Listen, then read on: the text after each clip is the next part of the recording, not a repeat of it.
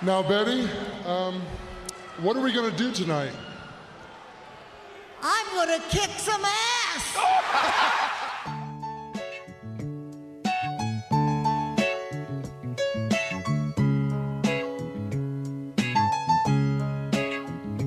Welcome to Chicago, where the fire serve cold, but the Wolves and the Hawks never shiver in the snow. The Bulls keep it running, the Sox run the South, the Cubs run the North, but the Bears run the house. True Chicago sports fans got their ears to the street. Any team make a move and they never skip a beat. And in this house, this is where we be. Welcome to the show with E-Rock and Big Z. Welcome to Chicago. Coming from the True Chicago Sports Fan Cave, this is the TCSF podcast with E-Rock and Big Z. Oh, yeah. So good to be back in studio. Episode 79 is brought to you by 606 Media, True Chicago Sports Fans, ACSI, and Grit Clothing Company. Don't forget to go to gritclothingco.com and get your official TCSF podcast t-shirts. Search for keyword True Chicago and use our promo code TrueFan15 for 15% off your entire order. That is TrueFan15. Go and get your official TCSF shirts now. Go get them. As always, I'm Big Z, and I'm here in studio with my boy E-Rock. What up, E? What's good, Z? Welcome back to the studio. I'm over here setting up and looking for where I'm going to put the Zoom, where I'm going to put the Zoom window on my screen. Thank God we're done with that shit. Now that I can see your face, your beautiful face, it's been a while. Happy Christmas, Happy New Year, all that shit. Yeah. But look, hey, ladies and gentlemen, welcome to the show. Welcome to 2022. Once again, if you're a first-timer or a long-timer, please remember to hit that subscribe button, that notify button, and go ahead and give us a review on your listening app of choice, and be kind and give us 5. You know, we would do it for you. Don't forget, you can support the show with a monthly subscription at anchor.fm/True Chicago Sports Fans. Go on over there and click on support, and you can become a subscriber for as low as 99 cents a month. New year, new you means you can help your boys out. Throw us a little bit of coin, and every little bit helps. Do you like the show? Tell your friends, and they would tell their friends, and we can all be friends and talk about sports and movies and all types of ill shit with your boy Z. What's up, brother? How was the first week of 2022? It was cold as fuck, man. Jesus Christ. This ice out here is ridiculous, man. Oh, my God. It's been a great week, but as all great things come to an end, my vacation is coming to an end. I've actually, one day I got to do remote, but it's coming to an end. I got to be back at the school. I was busy. I cleaned out my closet, my walk-in closet, reorganized the home office to make it more comfortable and productive. I was able to catch up on the at the Blackhawks. Caught a game at the Blackhawks game at the UC. Oh, man. I finished. I binge watched Billions, as I told you earlier off the air. 5 seasons, 12 episodes. That's 60 hours of binging. That's a lot. Wow. Yeah. And hey, E, I haven't been output all week. Whoa, hey. Watch out! Watch out! Shit, you mean to tell me the sky isn't falling? What the hell? Not yet, man. Not yet. I got worried in here, man. Oh boy. What about you, E? How'd you start off your 2022? Oh man, getting back to work. I didn't have quite the vacation that you had, but I had a couple of, like a 5-day little break there. Getting back, I feel like I've been fighting a cold since like Halloween. Oh boy. I feel good. Like I'll go through the motions with my vitamin C and my NyQuil and all that stuff, and I'll be cool for like a week and a half, and all of a sudden I was like, man, my throat's starting to hurt again. I get the sniffles again, and it rewinds and it keeps going over and over. But I'm healthy enough to come out here and do the thing. You know what I mean? I've been hanging out at home. I've been on Xbox a lot, playing Horizon 5, Forza Horizon 5, and it's cool because it's an open world game. It's set in Mexico, and you can get all types of different cars between modern and old cars. I mean, you get points for just like driving off a cliff and seeing how far you can make your car fly and all that stuff. Cool. So it's a lot of fun, and it was free when I come with my Game Pass. So I mean, like I said, getting back to work. And I'm super excited because we just announced the release of Rush Pinball. Now, if you're not familiar with the band Rush, I mean, these are cult following. Tom Sawyer. Watch the movie I Love You, Man. Oh, yes. That movie right there will give you a little Slapping bit of the bass. Slapping the bass, man. Slapping the bass. Yeah, so I'm super geeked about that. Shout out to John Borg on his newest release. Yeah, man, I'm just trying to take it easy, finish up some of these home improvement projects. You know, I'm glad, like I said, I'm glad that we're in the studio again. The gruesome twosome back in action. Oh, baby. boy. No, it makes a huge difference. It makes a huge difference for writing, for talking, for editing, everything. Yeah. It just makes a huge difference when we're back in the studio. It just feels like we're reunited. Reunited and it feels. But look, hey, I think we've done a pretty good job of figuring out the Zoom thing too. I mean, I it was a struggle at first. At first, it was terrible. Oh my God! Back and forth. Sorry, fans. But now we're good now. And look, it's 2022, ladies and gentlemen. Maybe you need a fresh start. So let me tell you about a great opportunity with our friends over at ACSI. With over 50 expert technicians in the Chicagoland area, ACSI offers a one-stop shop for telecom wiring. Whether residential cable installation, fiber to the home, or commercial structured cable wiring, ACSI is a proud partner of both Comcast and RCN. Let me tell you the most impressive thing about ACSI. During these hard times, the ACSI crew did their thing during the COVID-19 pandemic, and ACSI was awarded Hacia's 2020 Contractor of the Year award. The best part is that ACSI is growing bigger and better than ever. ACSI is now hiring for field sales, technicians, and project managers. Check out acsi.tech. That's acsi.tech and click on careers to apply today. ACSI is an equal opportunity employer. Go get you a job. Go get it right now. This week we talk about the Blackhawks skid marks right down. I'm so sorry you had to go see that. It was in person. bad. That was bad. The Bulls continuing their dominance. The Matt Nagy era is coming to a close with another loss. God. And don't forget, it's part 4 of our head coaching search. And this week we talk about former Bear Jim Harbaugh, who we've been hearing a lot about this week, and all that plus stirring the pot and what you looking at. But first, this is the Big 3 with Big Z. Thanks, E-Rock. I'm Big Z, and you're not. Nope. Now for today's stories. Man, I got some doozies for you. Yes, that's an old term there for Doozies. you. That's right. 2 Chicago Blackhawks players' cars were reportedly stolen from a valet while they were eating dinner. Yeah, Chicago. Just put your head down, man. Just put Welcome your head to Chicago. Yeah, Jesus. Great food, but your car gets stolen. 2 Chicago Blackhawks players cars were reportedly stolen while they were dining in the city last month. Caleb Jones and Connor Murphy were eating at an establishment a short distance from United Center, the Blackhawks' home arena. This happened around 8 p.m. at local time on December 29th when thieves allegedly stole the car keys from the valet.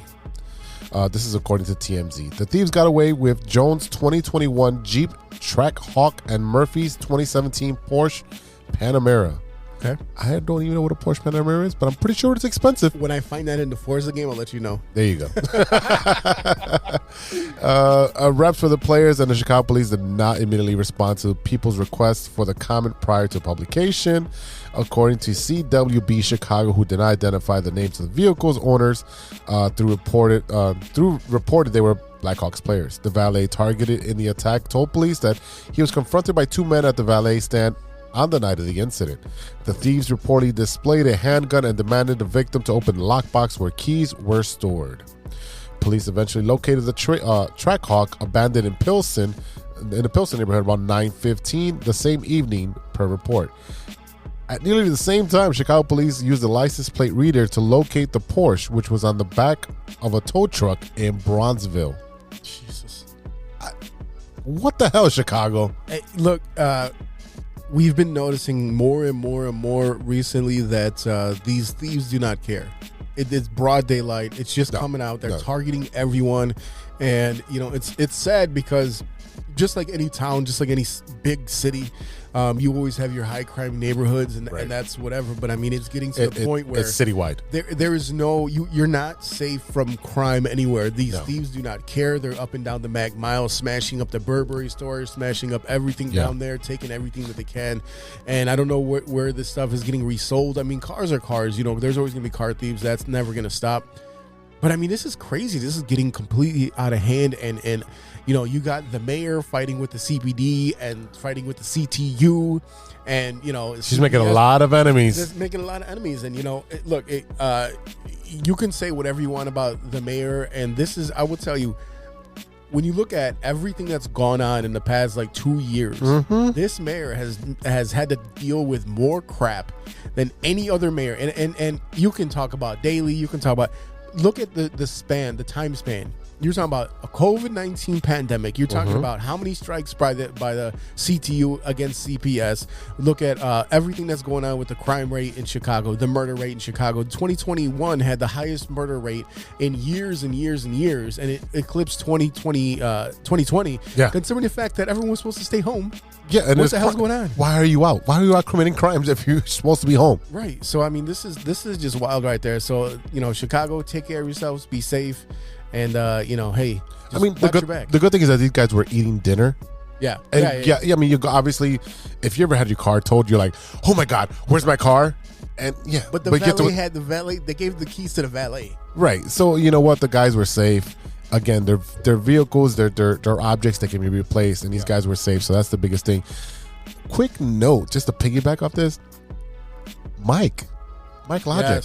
Mike Logic had his catalytic converter stolen for the second time within a month. As soon as he got his car back, they went. He had just got it, and he's not in the city. He's in the Spleens. No, he's not in the city. And the second time wasn't even in front of his house. No, it was in some hotel parking lot. Yes, in the parking lot. Yep.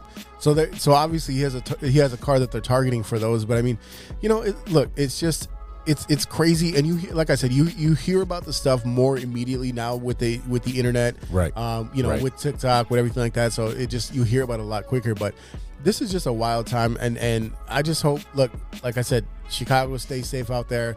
Watch your back. If you need concealed carry, do that. Whatever you got. There you go. Pepper spray. Put a knife in your pocket. Whatever you got to do, just watch your ass. Well, you can wash your ass too. That too. Wash it and watch it. Story number 2: ex-Bull Stacey King rips Michael Jordan's portrayal of Scottie Pippen in The Last Dance. Yeah, things are getting hairy. Here comes the tea. Here we go. It seems that Scottie Pippen isn't the only one who was upset about the way he was portrayed in The Last Dance, the popular 10-part documentary that was aired on ESPN in 2020. The former Bulls teammate Stacey King got his 2 cents about Pippen and Jordan while on the Low podcast. Why isn't he on our podcast? What the hell, man? Come on, Stacey. All right. Stacey said, I thought that the documentary was really good for fans. It gave people in a downtime with COVID something to be happy about. Yeah, that's very true. It opened up a new set of fans for the Bulls team back then. Most people recognized that Michael Jordan was good as their parents said he was. And he's still a goat. I thought it was a little bit sensationalized, and I didn't like the way Scottie was portrayed in certain things. In the documentary, a lot of things Scottie didn't really pertain to the second three-peat. The 1.8 seconds was when MJ retired. In my opinion, that really didn't need to be brought up into The Last Dance. It had nothing to do with that. There's more, but what do you think about that? All right, so I mean, you gotta take a sigh. Yeah, I mean, look, hold on. Let me take. Pop it open. Let me take care of some business real quick. There we go.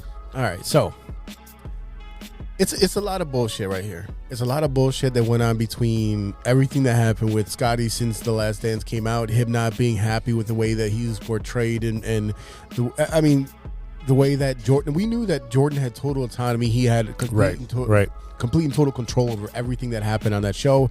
Him down to the point of him watching the iPad when Gary Payton was talking about this, that, and whatever, and he's laughing and all that shit. It's all well and good, and we knew that Jordan is a control freak. We know that he's always had a problem. Self-centered. He could never be a coach because he expects everyone to be at his same level, and you can't do that. Look what he did to Kwame Brown. He just completely destroyed that kid's confidence. But I mean, and he wasn't a very good player anyway. But Stacey King, Horace Grant, Scottie Pippen have a very intimate relationship with Michael Jordan, with knowing the real truth about how he was, and we only see it from the outside. I mean, you come in the studio here, you see all the stuff I have for Jordan. We think about the slam dunk contest, we think about the 6 championships, and I do believe that he had that drive overall. But I think that everything that happened with his pops, him leaving the team, drove a wedge between him and the rest of the team. Once he left, you saw Horace Grant's gone. You see a lot of players. And you saw the fact that Scottie Pippen, being used to being a champion with the Bulls, with Michael Jordan as the head of the team, now he has to carry that flag, and he couldn't carry it the way that they expected him to. Because he's not Jordan. No, he's not. Jordan kept so many other superstars from winning a championship. Agreed. You know what I mean? Like Karl Malone and Patrick Ewing, and Charles Barkley. Yes. And you saw Olajuwon get his titles when Jordan took his break. And David Robinson, same thing. David Robinson until the end. You know what I mean? Yeah. Like, so there was so many players that had to basically sacrifice a championship or a spot at a championship because of Michael Jordan. Right. And Scottie Pippen had felt that pressure, and he could not overcome that. So he definitely has. I think it's all just kind of boiling up now. He's looking for his But it shine wasn't and the shit. same teams. It wasn't the same No. teams those 2 years. Well, Pete Myers, come on. Hey, you take Jordan off of any team, it's not the same team. You know what I mean? Like, Oh, yeah. And Jordan, even when he went to the Wizards, he just expected so much out of the other players around him. He was so demanding to the point where he was an asshole to these players. Oh, And we know like, he was an asshole. So you got to fight with Steve Kerr, with John Paxson, with Pippen all the time. Yeah. But the crazy thing is that we look at everything that Scotty's done since this documentary came out, since his book came out, Yeah. since his his whiskey or whatever, the digits whiskey, right? It's digits, right? All I don't know what and it it's is. way too. It's like $60, and I'm like, that's just by name. I don't even know if it's any good. But Yeah. we just look at all that, and Scotty, you're crazy. You don't know what you're talking about. No, Scotty's trying to make money. That's all. And we're over here like, well, shit. We really don't know the story. We don't really No, know. He no. could be telling all of this stuff. Could be gospel. We don't know. We don't know what You know what I happened mean? at the So- Berto Center. We don't know what happened on the bus. Right. We don't know what happened at practice. No, we don't know none of that stuff. So Stacey coming up and backing up Scotty. It's cool, but it almost feels like too little, too late. Yeah, this is crazy. Because you let Scotty sit in it too long. You let Scotty sit in his He own was, state too long. yeah, he was stewing in it. You should if you really felt this way, Stacey King, you should have backed up your homie earlier. Right after the last dance. Right. That's when you should have cut him Right. out and said something. And you wait until like Scotty just put his foot in the shit. Nah. Yeah, King went on to praise Pippen when the Hall of Famer was less than effective in Game 7 of the 1990 Eastern Conference Finals against the Detroit Pistons. Pippen played 42 minutes, shot 1 for 10 from the field, and scored only 2 points. The Pistons won in a rout and went to win their second NBA title. This is the migraine game. That's why. Yeah. Again, if you got a migraine and you're able to be out there and play basketball with all the bright lights and the sound, we've had migraines. Yep. Those are, you want the lights off. You don't want to hear sound. Nope. You just want to be left the fuck alone. As simple as that. That's what it is, man. Pippen had to beg Mike to come back. Yeah. Like I said, I think that the problem here is that Stacey King, if you're really going to back up your guy, speak up earlier, because you let Scotty stew in that shit Right. for way too long, to the point where we're like discrediting it, and it almost feels like this is a last ditch effort to make Scotty seem like he's not so nuts. Or It's 2 years bitter. old now, which is wild. That we've been in this pandemic for 2 years now. It's wild. Yeah. As soon as like that episode, which is I think it's episode 2 with Scottie Pippen, you should have been like, "Hey, bro, this shit's wrong. This shit's wrong. This shit's wrong. This didn't happen." Well, I think too is that you have to wait for the entire series to come out so you can In case kind of you- properly okay. judge it. All you know right. what I mean, but yeah, it's just. we're in a reactive world, so that's what I'm thinking. Like, if he would have said something like, "Here's my Twitter. Yeah. This is wrong. This is wrong." Could have been like addressed later on the rest of the episodes. It probably could have, but what I'm saying is like, if you're gonna go back your boy, you back your boy immediately. The timing is really weird. No, it's just like what's the relevance of the timing? it's like at me and you all? go to the bar and someone fucks with me, Right. And you're like, "I'm gonna take care of it next week." What the fuck is that, bro? I need you now. You're like, "Excuse me, sir. What's your name? I'm writing it down. I will see you next Thursday, sir." I never forget a face. I never.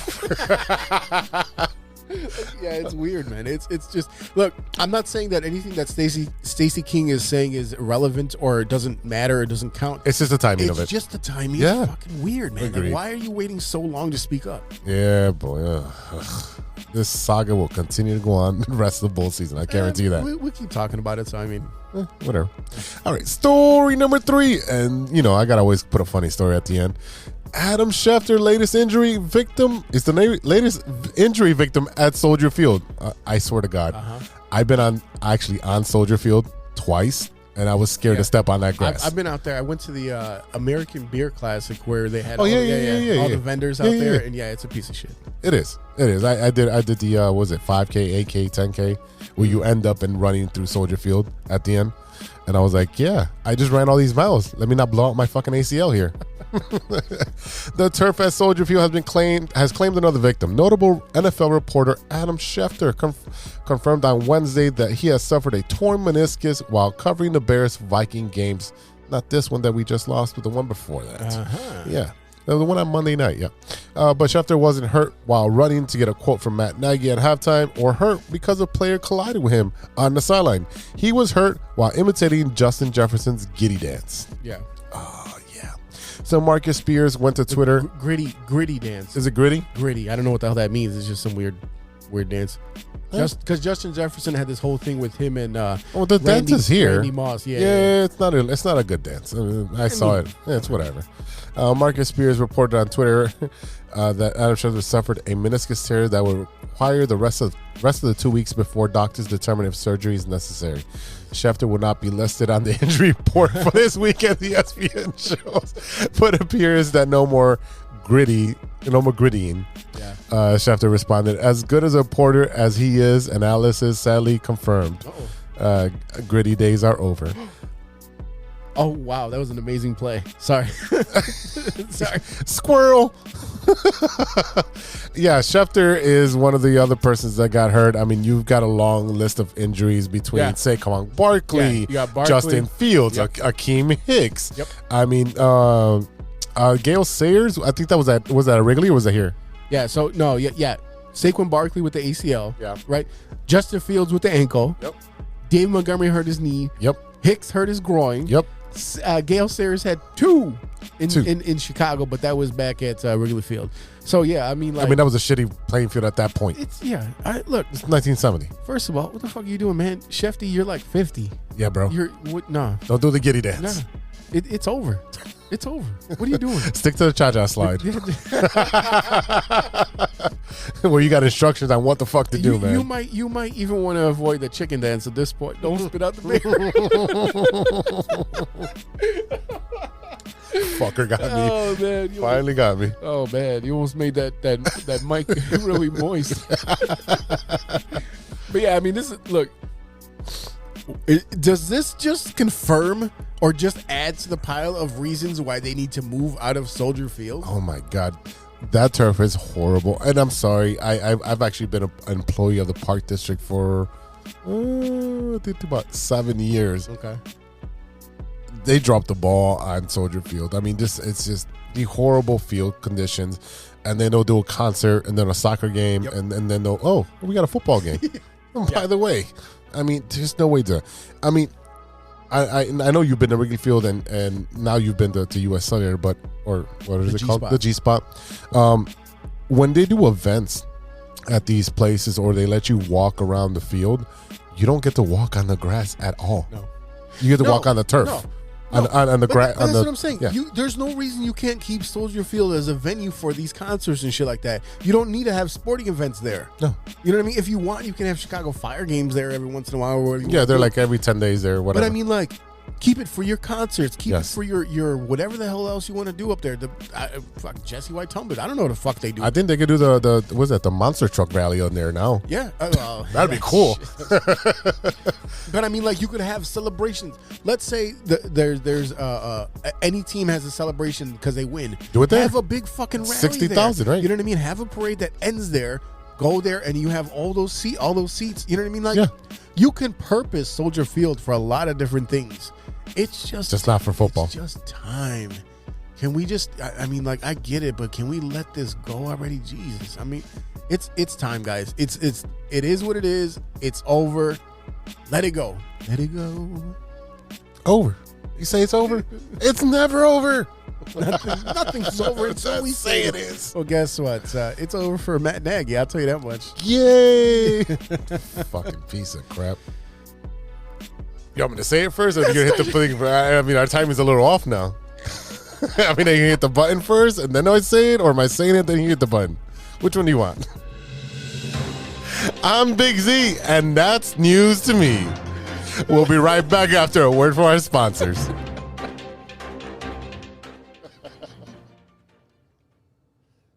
Welcome back to the TCSF podcast with E-Rock and Big Z. Yeah, boy.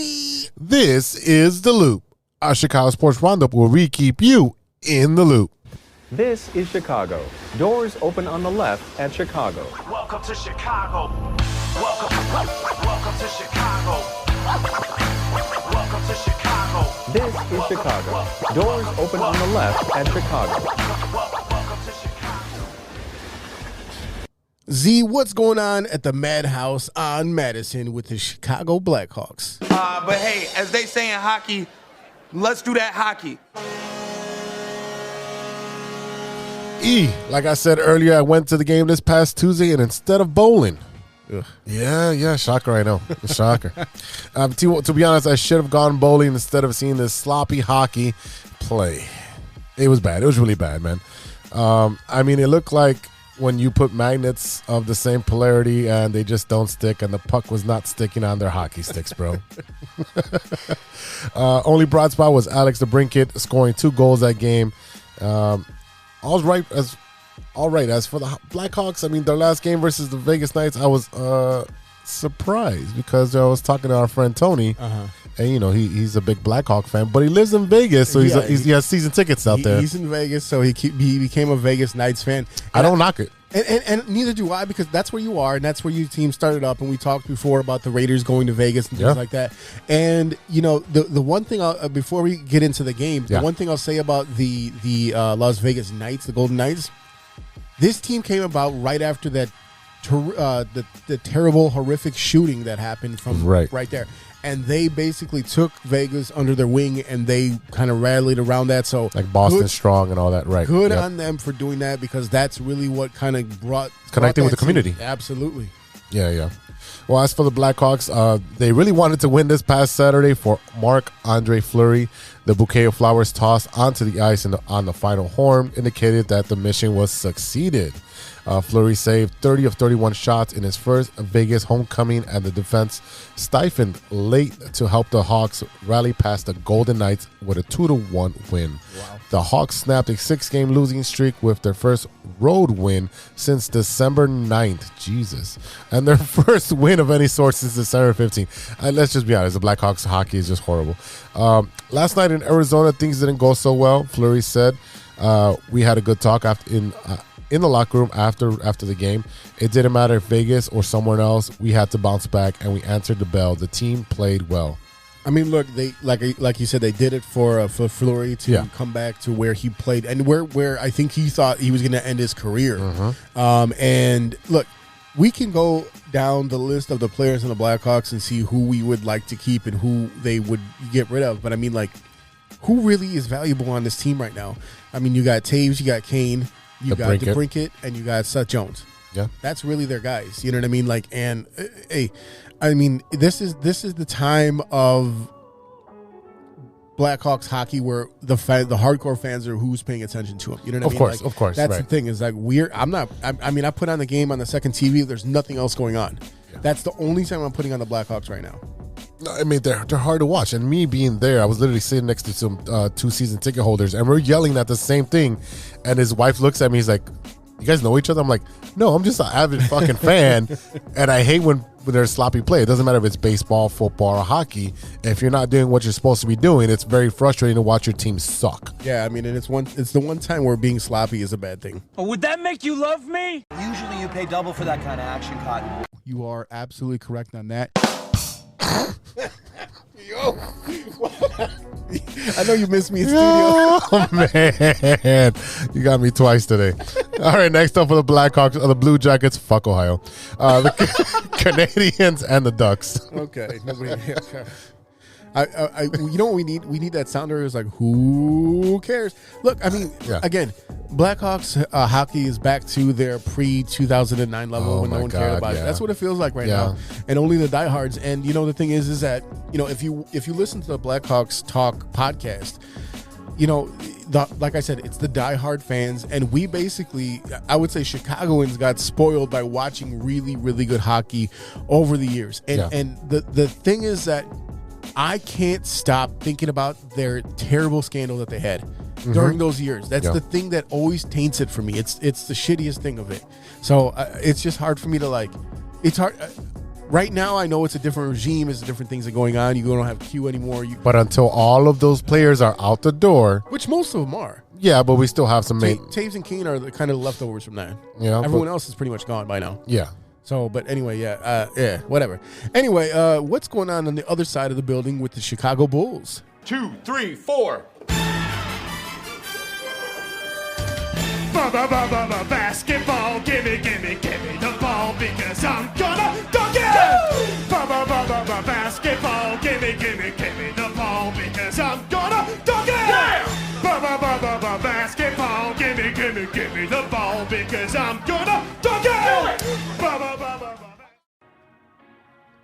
The Chicago Bulls have won 9 straight as of this past Sunday afternoon and will be playing the Mavs as we are recording. If they record their 10th straight, it would be the second longest streak in team history. So let's talk about our Bulls. Bulls guard. Yes, I got this right. Ayo do so stupid. You're laughing at me. That makes me fucking stumble up. Ayo Dosumu. Yes, go ahead. This is the thing. When I was reading when I was is that what you're laughing about? Before we started recording, this is the thing I was laughing about because it literally has the phonetic spelling on here. Yeah, and it's just Io, and Dosumu is whatever. Dosumu is the one I had a problem with. But I mean, it's not that. I know hard. it's Io, but it's Io. It's Io, and I saw that, and you're like, "What is it? What are you gonna make fun of me about?" And I'm like, "Nothing." Yeah, I know it's Io. I got that right. I mean, I've been watching him play all year, but I can never say his last name, so I looked it up phonetically. What the fuck is it? Shut your mouth. You could have just remembered it. Instead, you put it in. I don't remember what I ate for breakfast. Well, I'm glad it amused you. All right. Io has proven to be a quick learner throughout his rookie season. Maybe too quick as far as Wizards guard Bradley Beal was concerned this past Friday.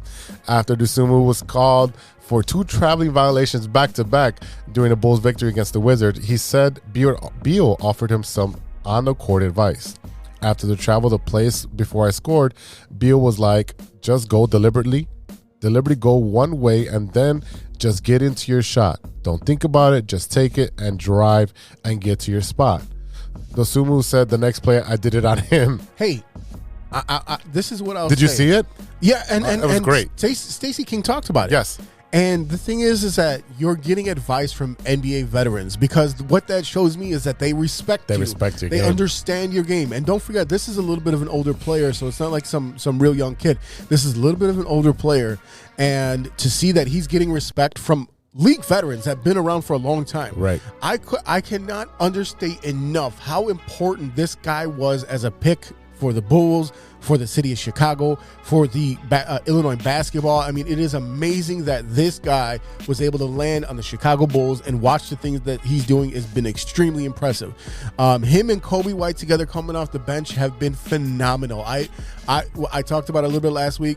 Kobe White, I did not give him the benefit of the doubt because I didn't have any faith in him. No. But to see what he's been able to do after his 2 long stints on the IL and come back and do what he's doing, his shooting, his the way that he drives to the basket, and his overall confidence has been amazing since he's been able to come back. It's been very refreshing. And what I mean by this is that Kobe White had a great resurgence at the end of last season because he found his confidence. Then he got injured. He had the surgery. Then he had the COVID and injury and all that stuff. And now he's found his footing all over again. And yes, he found his spot because there's a lot of people out with COVID. So he came into the starting lineup. Now he's coming off the bench and he's the spark plug. And he's just the restrictor plate is off. That's the biggest thing. I like him off the bench rather than the starter anyway. Yes, so do because you're so young, and when you look at up and down the bench mob, what they have right now, and this is not a bench mob made up of like guys that have been in the league for like 10 not years, at all, you know not at all. Like they had when you had the Derrick Rose and the Joakim Noah years. You have a lot more younger players that you can actually grow with. And when you see, here's the thing too, is that you're looking at a guy like DeMar DeRozan, okay, Zach LaVine. You're looking at Gucci Mane, okay, Gucci Mane. I'm sorry, Gucci Mane. These guys are Vooch is 30, 31. DeMar DeRozan is what, 32 or 33, whatever he is. Who's going to replace these guys? These guys are. That's my point. Yeah. So, yeah. No, Ayo's been a huge bright spot this year. He was drafted in the second round, but he has first round talent, and it's just showing up. Again, the cream rises to the top. He's also been playing alongside Kobe, like we just mentioned, who has also had a resurgence like he did at the end of last year. Kobe's had games of 21, 17, 20, 24, and 17 points this past 5 games. The Bulls also have the worst signing in 2021 on the team. King of the Fourth. Yeah, that guy. DeMar DeRozan. The worst signing ever. Remember that? Yeah. Yeah. He is having an MVP-like season. Oh, we have this other guy named Zach LaVine we've just mentioned. And him and DeMar are averaging over 50 points per game. Yes, ladies and gentlemen, that is the best in the league. Yeah, I mean, DeMar DeRozan, you know, I think we can all agree that after all the shit that the Bulls took for, this is the worst signing and so on and so forth. I mean, like, again, people forget that he was traded for one of the best players in the league who hasn't even played this year. You know what I mean? Like, you look at Kawhi and he's been not doing anything. So I've been extremely impressed with what he's been able to do, and I think that there is no limit to what the Bulls can do right now. I think the biggest thing right now is, you know, you need another big man, and one of the rumors that's going on right now is the possibility of the Bulls trying to get Jeremy Grant from the Pistons right now. So one of the players that you would have to get rid of, Pat Williams. Now, I've seen a lot of people. I've seen DJ Nonstop. Okay, you know that name, and you know it was really him because it had the blue check mark next to his name, and he was like, "Man, fuck that! I'm not giving up on Pat Will." I'm like, "Hold on, let's pump the brakes," because like I just said, okay, Vooch 30 or 31, okay, DeRozan 32, 33. He might even be 34. Well, it depends on where he got his birth certificate from. If he's Dominican, right? I'm 12. Pat Will's young. Yep. Okay. What that tells me is that right now you're looking at a very small window because it's not like these guys. LeBron's 37 and he's playing out of his mind because that's what he does. And just ask Mike Logic, he'll tell you all about it. He'll just start spewing all about LeBron without any context whatsoever. That's his job. He loves spewing. But anyway. So this is a potential trade that's been going out there. So the Bulls would get forward Jeremy Grant and guard Roddy McGruder, and the Pistons would get Pat Will, Troy Brown Jr., Derrick Jones Jr., a 2022 first-round pick via Portland, and a 2026, further down the line, second-round pick, okay? Jeremy Grant is clearly the guy that you're going to look for. That's going to be the big headliner in this trade. But what I'm looking at is a 6'9" guy that can do the things that you need him to do, considering the fact that Pat Williams is not coming back anytime soon. Playoffs, if anything. You know what I mean? So you're looking at, yes, we know he's the number 4 overall draft, and I said it last year. I says the Bulls go as this guy goes because they need him to turn into a star. Right. They picked up Vucci Mane last year in hopes that they could propel them into the playoffs, which it did not do. So then you go ahead and add these other guys. You have a team full of all-stars. You got Lonzo Ball. You have a team you can build around. But like I said, right now your best player is getting older. So what you do is you shoot your shot. You try to get another guy in here that can help push you over the edge, because you look at what's going on with the Nets right now. The Nets are going to be their biggest competition in the East. You look at the fact that Kyrie Irving cannot play at home because he refuses to get vaccinated because he's a weirdo and he thinks that the earth is flat. He's got a whole lot of issues. But if you go down the line and you talk to the players that play for the Brooklyn Nets right now, and they are very frustrated with the fact that one of their superstars, their main cog, their starting point guard, can't even play at home. And the reason that KD went over there. Right.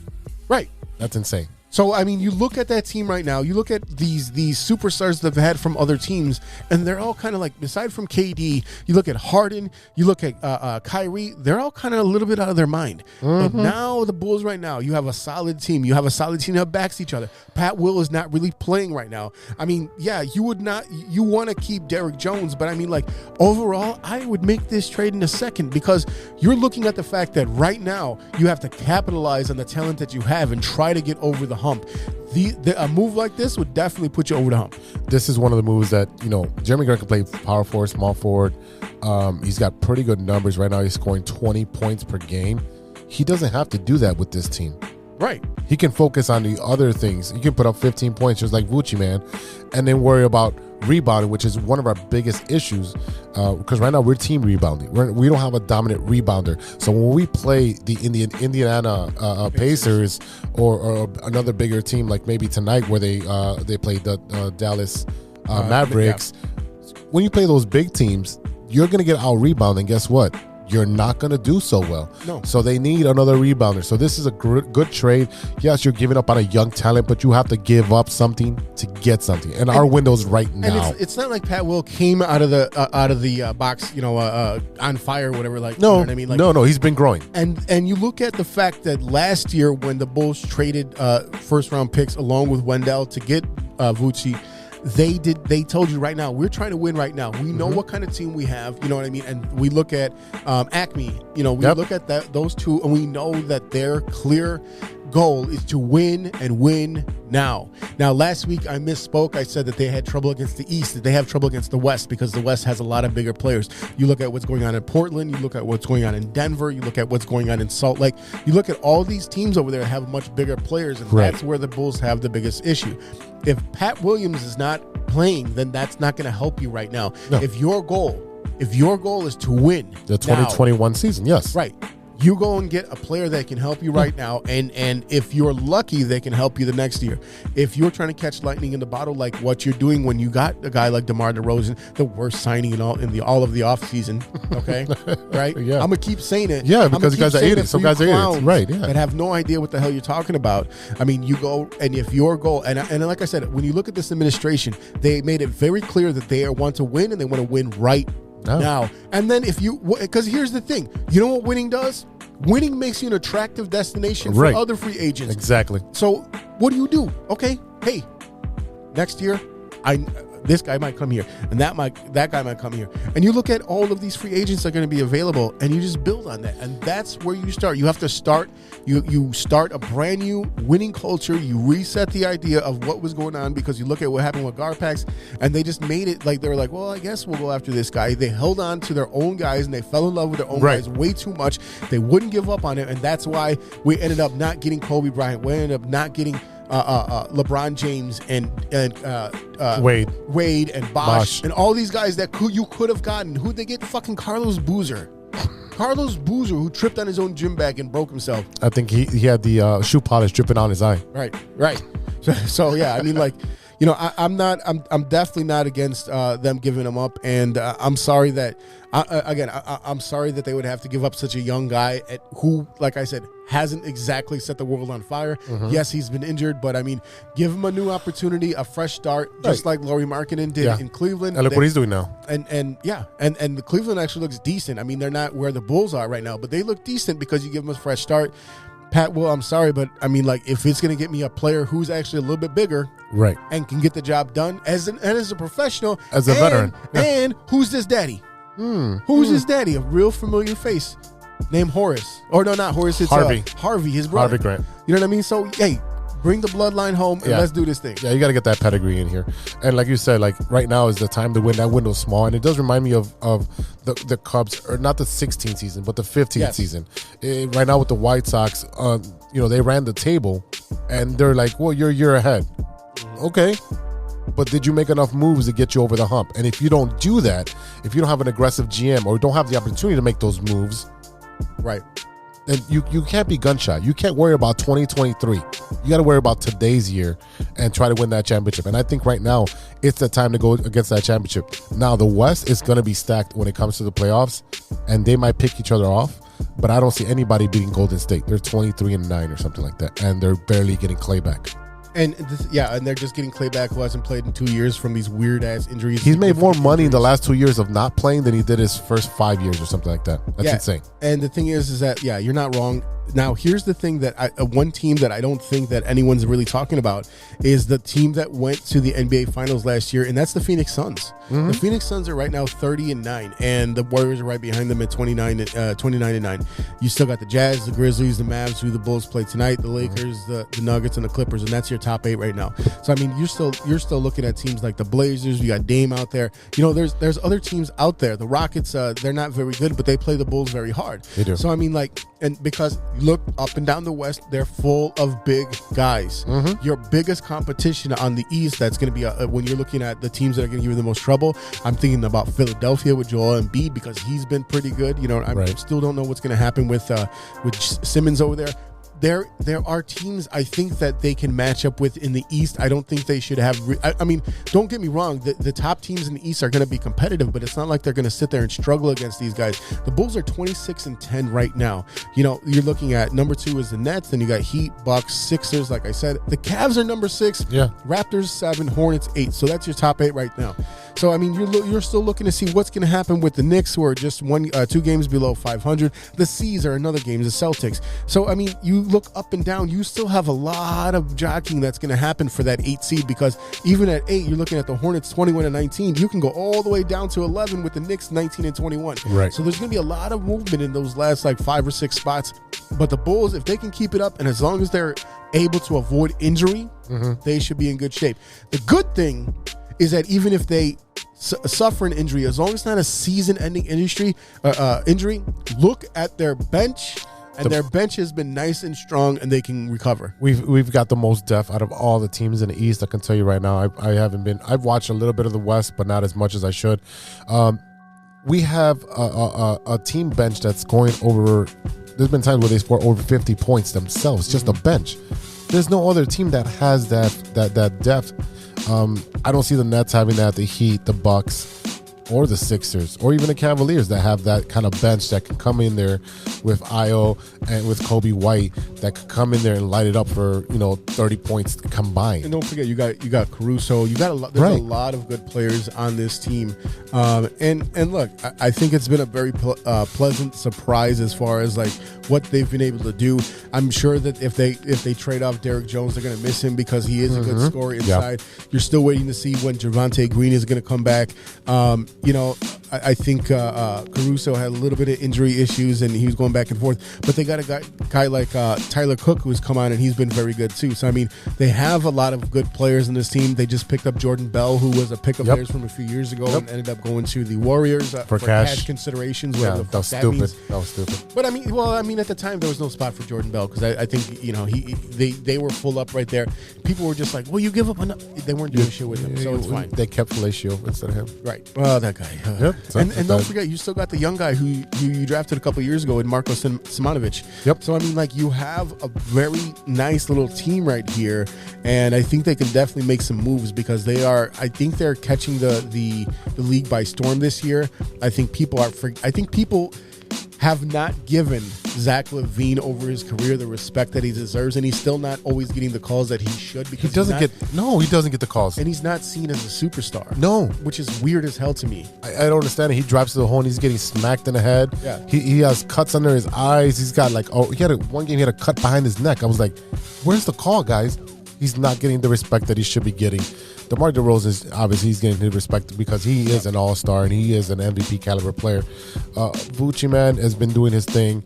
Again, these guys are starting to fire on all cylinders. Now they're all coming back. Once we get Caruso, that intensifies the defense that we've been showing that shutdowns teams. And then our bench is just doing it great. So right now, it's time to be a Bulls fan. If you haven't jumped on a bandwagon, jump on it now.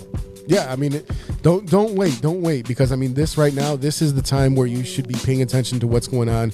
I mean, we're coming up on the All-Star game pretty soon, and if I'm not mistaken, DeMar DeRozan has he's 2-3 times more votes than anyone else. Him and Zach are going to be starting. So I mean, it's amazing to see what the Bulls are doing right now. Like I said before, I mean, this is the most excited I've been for a Bulls team since you saw Derrick Rose's Bulls, and I think a lot of that comes from the fact that we were so excited about having a hometown kid in the building doing his thing. This is a lot different than that tough and gritty team that we saw that Garpax put together several times in a row. Right. When you saw your bench mob was basically players that I plucked from other teams that were decent. And your Taj Gibson that you picked up in the late second round. And Taj is still going strong. Yeah. Taj was a really good player. He was like their version of Caruso at the time. You know what I mean? He was the glue guy, who's the gritty guy that gets in there and pisses people off, and that's what Caruso does now. So I promise you, the Lakers really miss Caruso right now. Oh yeah, for whatever mismatch bullshit that they got going on there. They're weird as. I don't know what they're doing. They even traded Rondo away. They traded Rondo after to the Cavs after Ricky Rubio got his ACL tear. So, look, like I said, I don't see any reason why the Bulls can't take the East. They are going to need another big man, and I wouldn't be opposed to getting Jeremy Grant on the team right now. Yeah, we are in very much agreement for that. Next up for the Bulls are the Pistons, Nets, Warriors, and Celtics. That Warriors game is on Friday. Yeah, so that means that's a hot ticket. We're going to get a close-up look at Jeremy Grant with the Pistons. Oh, yeah, that's tonight. There you go. There you go. No, the Mavs. They play the Mavs tonight, don't they? Yeah, well, they play the Mavs, but I meant Tuesday Pistons, yeah. Oh, yeah. Yeah, that's what I meant. Oh, yeah. Timing. Yeah, timing. All right, fans, let's take a pause for the cause, and we'll be right back with some 3 and Out after a quick word from our sponsors. This is Chicago. Doors open on the left at Chicago.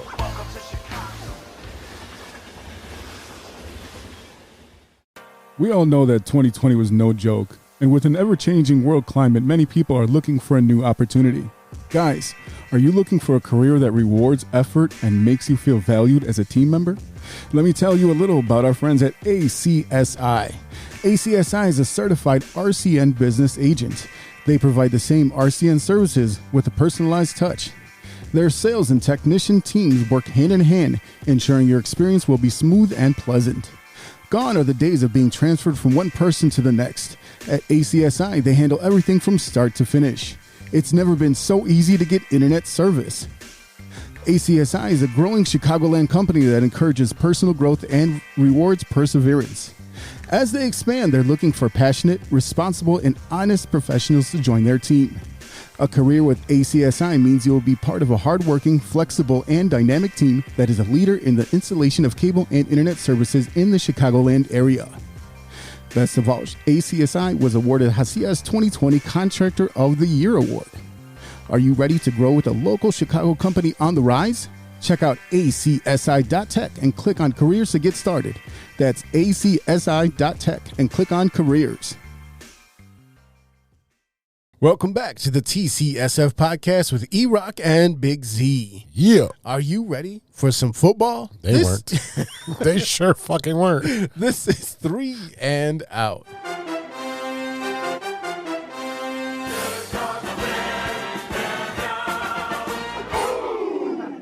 All right, E. Looks like Matt Nagy's time is up. This is not how we wanted it to go. You almost can't even make it up. It's that bad. This is the end, beautiful friend. Yeah, it looks like this is the end for Matt Nagy.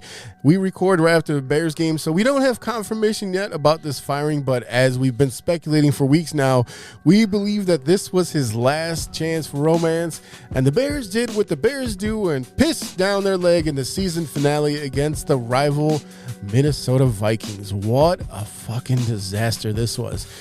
They were up, 14-3. Yep. Going into halftime, and they lost 17-31. What an embarrassment. It was just ridiculous. Andy Dalton had to start the game. He completely shit the bed in the second half, and like I said, the Bears were outscored 28-3. Justin Fields was started to start the game, the last game of the season, but early in the week he tested positive for COVID and he was placed in the health and safety protocols. So fan favorite. Fan favorite? What? I can't even say straight face. No, you can't. Fan favorite. Fan favorites. Andy Dalton got the start. Yeah, I don't know why he got the start. It just looked really bad. I don't know. It would not matter between him and Nick Foles. They're pretty much the same quarterback. They can't move that much. They got a big arm, but it's inaccurate. I mean, I would say that Dalton's definitely got a better legs than Nick Foles. But I mean, Nick Foles. We already know how Nick Foles feels about Nagy, so I think that there was no way that Nick Foles was going to be there in that last game at all. It was interesting. Here's a few words from Melissa Barbieri's article on Bears Wire. You could certainly argue it should have happened sooner, but there's finally a change happening at Hallis Hall, and the hope is that there's more change than just Matt Nagy. There's been plenty of speculation about general manager Ryan Pace's future, where most believe he'll stay with the organization in some fashion, while others think he's likely out with Nagy. Looking ahead to Monday, the best thing for the chairman, George McCaskey, would be to address the media with news that both Matt Nagy and Ryan Pace have been relieved of their duties. If the Bears simply fire Nagy and retain Pace, which many believe, nothing's going to change. Chicago has just one winning season during Pace's 7 years as GM, and he's the one that hired Nagy. While there's no denying Pace's strengths as a talent evaluator, as evidenced by his last 2 draft classes especially, he struggled with salary cap management, choosing to push money to the future, which has left the Bears with just 5 draft selections in 2022. McCaskey would have a difficult time justifying keeping Pace in his current position or if he's giving a promotion to head of football operation. And it sends a clear message that he's content with the results over the past 7 years. All right. How do you keep a guy who hasn't, like, we've gone over this back and forth over many podcasts on whether Nagy was doing his job correctly, just being 500 at the end of the season, not having a losing season. And then you have Pace, who, like it says, has been pushing everything towards the future, pretty much going to leave someone else with the bag. So, you know, the idea, this is very similar to what we just talked about with the Bulls, was that if the Bears are trying to win now, if that was the idea of what they're trying to do, because you look at the players that they have on defense, you look at Roquan Smith, you look at when Eddie Jackson was actually good, you looked at when they actually had Kyle Fuller, and you look at Amos Trevathan, you look at Amos, you look at Hicks, you look at the fact that they went after Mac. Mm-hmm. Okay, they thought that they were in a position to win right now. Mm-hmm. Then you look at the offensive side of the ball. When you sign Jimmy Graham, you don't sign him because he's going to help your young team. Now we were hoping that he would help a guy like Cole Kmet, brand new second-year player. We were hoping that he would help him. But you look at all the quarterbacks that Brian Pace has signed over the years. You look at, like I said last week, the first giraffe ever to play in the NFL with Mike Glennon. You look at the fact that they signed Andy Dalton because they didn't. Don't forget, they signed Dalton before they drafted Justin Fields. So when you have no quarterback, but they had Nick Foles. Okay, again, like I said, no quarterback because Nick Foles is not an NFL quarterback. But he wasn't thinking salary cap. No, he was thinking. We were. No, what he was thinking is win now. I feel like if I have to do whatever I can to win this season. Mitch Trubisky is no longer here. Right. We can go up and down and we look at the picks that Pace has made, and I think that we can both agree that the biggest mistake, when you look at it as a whole, is going to be Mitch Trubisky when you compare him to Mahomes and the kid in Houston, who I'm not even going to say his name because he's a piece of shit. Okay, if you would have had one of those two guys, you would have been in a much better position. But don't forget that Mahomes would have been coached by Nagy. Right. Let's also not forget that the first 2 years of Ryan Pace's tenure, or at least the first year, he was forced to have John Fox on the staff. He did not pick that. No, okay, not that at all. was not his pick. Okay, the first year he had Trubisky, you had to get Glennon because you didn't know what you were getting out of there either. So I mean, I understand the moves. I don't think it was the right guys. I also don't remember who else was available at the time when they got Mike Glennon. But Mike Glennon showed that he had a little bit of ability in Tampa Bay. He wasn't great, but they were also turning to Jameis Winston at the time, and this is before Tom Brady made his trip down to Tampa. Yeah, I mean, again, my biggest thing is not managing the salary cap correctly. Again, like giving Mike Glennon, what was it, $13 million or something like that? They gave him a lot of money, but like, I'm not defending the move. I'm explaining the move. I'm not defending that they did it. I'm explaining the reason why he did. No, the reason was there. I just don't think the money was appropriate to give those dudes. If I'm trying to win at all costs, that's what I'm doing. Look at what the Cubs did when they won in 2016, and they were kind of, you do whatever you can to try to win now. If you look at Mike Glennon's earnings, you could have went based on that. You didn't have to go based on anything else. His numbers were mediocre at best. Okay. Even if his numbers are mediocre, the fact is that when you have no one else to pick, you have no other quarterback. They decided not to bring back Jay Cutler, which I don't know if that would have been a good or a bad thing, because look at the way that they handled Jay Cutler. You know what I mean? Horribly. So now, look at this. With Matt Nagy out the door, like I said, we're hearing reports that Ryan Pace will be back with the team. What capacity, we don't know. We don't know what the role he's going to have. Is he going to get bumped up in the ranks? Is he going to remain as a GM? Is he going to get his third chance at picking a head coach? Again, John Fox was not his pick. Okay, Matt Nagy was his pick. So do we blame him for Nagy's failures? Do we blame him for not putting the players on the field, or do we blame him for? Because look at what Matt Nagy has had to go through. Look at all the offensive coordinators he had, the offensive line coach, Harry Heastand, and all these other players that have gone through this weird fucking wash cycle and spin cycle and rinse and just get rid of them. We look at Vic Fangio, who was their defensive coordinator. Okay, well, he bolted because he really wanted a chance to be a head coach. And what did he do? He went to Denver, stayed 3 years, didn't do shit. No. Okay. Some people are better as coordinators than they are as coaches. And that's why he didn't get a chance to coach to be a head coach in the NFL until he was 60 years old. So now you're looking at him out the door. You're looking at Nagy out the door. Okay. So, like I said, he didn't pick John Fox. This is classic Bears mismanagement. They did the same thing with Jay Cutler when they forced shitty offensive coordinators and wide receivers down his throat. They did the same thing with Matt Nagy. He had to try to work with Mitch, and the word was that he had faith in Mitch because he did a lot of research on him when he was in Kansas City. Right? Okay, that's all well and good. That's not his pick. I think, again, I always harp on the fact that I don't think Matt Nagy is a bad head coach overall. I think that he is bad at managing. I think he's bad at actually delegating. And we look at some of the things that he did today, whether it's like, fuck it, it's my last game, I'm going to go out how I want to. But I mean, how many times, I think there was at least a couple times today where we saw them go for it on fourth when they should have ran the fucking ball. 3 times. Yeah.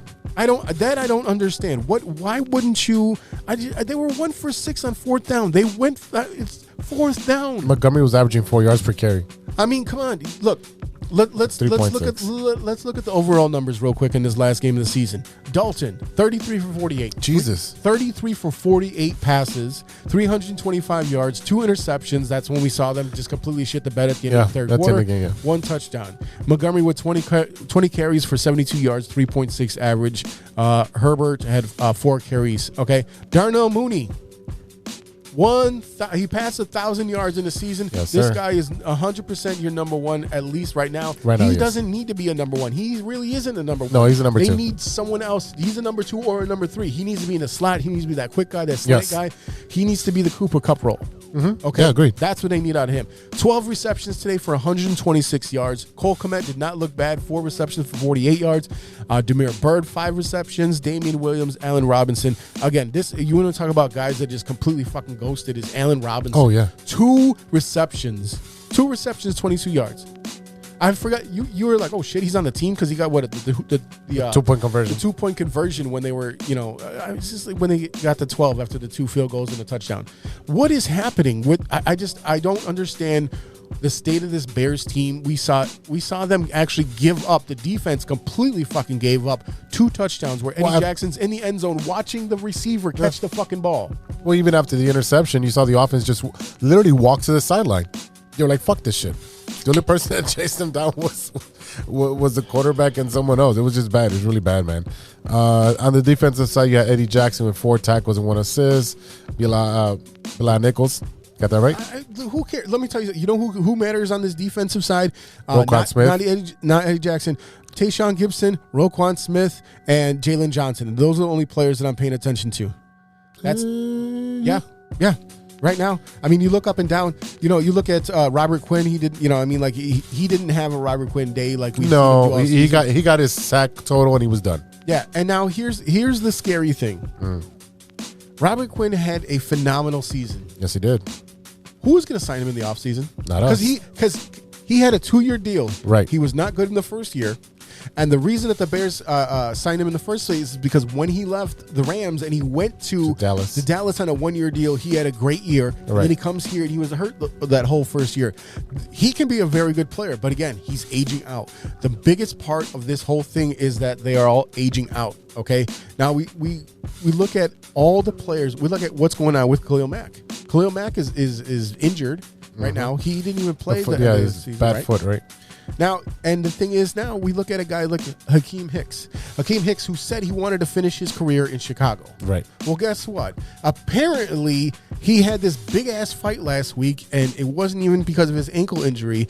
It turns out there was some bad blood between him and the coaching staff. I wonder who. According to Adam Johns of The Athletic, things reached a fever pitch last week against the Giants when he got into a heated confrontation with his own defensive line coach. We don't know what it was about, but, it seems that they completely abruptly shut him down for this final week. It says, according to a source, Hicks had a dispute with the defensive line coach Chris Rumpf during and after the game against the Giants at Soldier Field. It was characterized as heated and ugly. Coaches, teammates, and staff members witnessed the exchange. Hicks' agent Drew Rosenhaus did not return an email request for comment. The Bears also declined to comment. Not only did Hicks not participate in practice last week, but he was not at Hallis Hall, and he did not travel with the team to Minneapolis for the season finale loss. So you're looking at all these players. You're looking at dissension in the ranks. You're looking at a lot of players that are not going to be here anymore. I have no idea what the Bears are going to look like going into next season, except that they're going to have Montgomery, Mooney, Herbert, Komet, and Justin Fields, and Roquan Smith, Jalen Johnson. Who else? Nobody knows what this team is going to look like next season. Not at all. And then you have limited draft picks, and you're cap stricken. Like, the next GM is going to be fucked pretty much walking into the door. And guess what? The current GM was fucked when he walked into the door too. And that's the thing that pisses me off the most, is because we sit here and we harp on these guys. Yes, Ryan Pace has been here for 7 years. Those first 2 years were him trying to correct the mistakes of the last bad regime. And you go here, now you're looking at the fact that Ted Phillips is still at the helm. What's going to happen with Ted Phillips? Are you getting rid of him and knocking Pace up? Because don't get me wrong, Pace is actually a decent evaluator of talents. He is. He can recognize good talent on both sides of the ball. Has he had misses? Absolutely. Every GM does. You look at Kevin White injury. You look at Trubisky, hampered by fucking Matt Nagy. I don't care what anyone says, and not experienced enough, and came out in the same draft class as probably the next generational quarterback talent, which is always going to hurt Trubisky. He's always going to be tied to Pat Mahomes. That's not his fault. It's just where he was in the draft. So we have no idea what this Bears team, what this franchise is going to look like going into next season. Yeah, there's a lot of players that are going to be gone. Jesse James, Damian Williams, Chayshawn Gibson, Angelo Blackson, Fetty, who else? Graham, Dalton's done. Trevathan is not on the contract as well. You have a lot of holes that are just going to be gone. I mean, and you really don't have money to address this, especially when you have how much is Foles left? I think 10 million, 8 to 10 million left on his contract. You have a lot of dead money.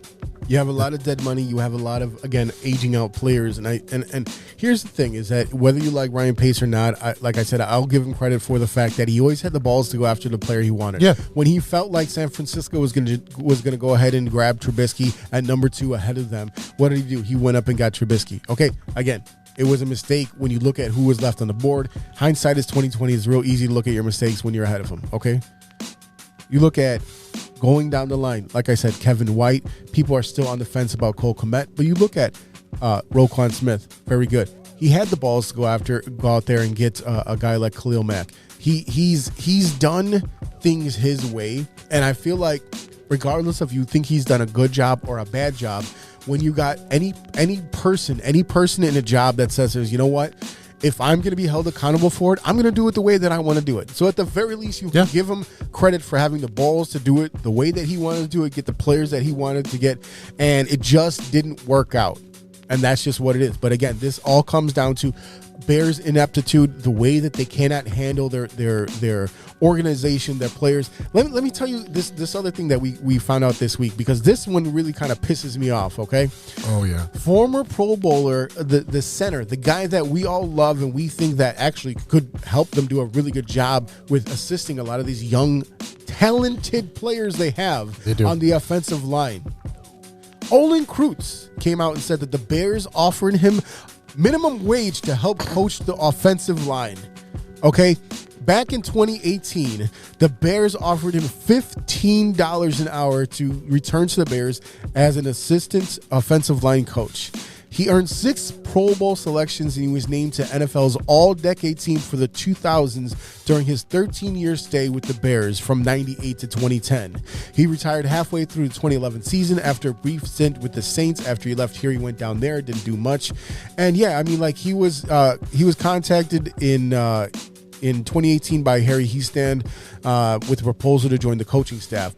And he says, the last time they offered me a job, it was for $15 an hour. That's the way they do business, and those are the things that have to change. I mean, it is fucking ridiculous. I mean, $15 an hour is like Chicago's minimum wage right now.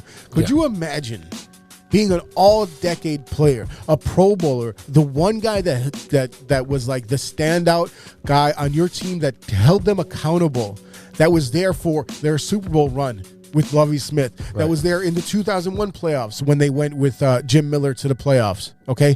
The guy that was the consistent player that helped you move everything along, and you offer him $15 fucking an hour? That is insane. It is ridiculous. That's a slap in the face. It's an embarrassment as a franchise. It is. And remember what they did to Urlacher is the same thing.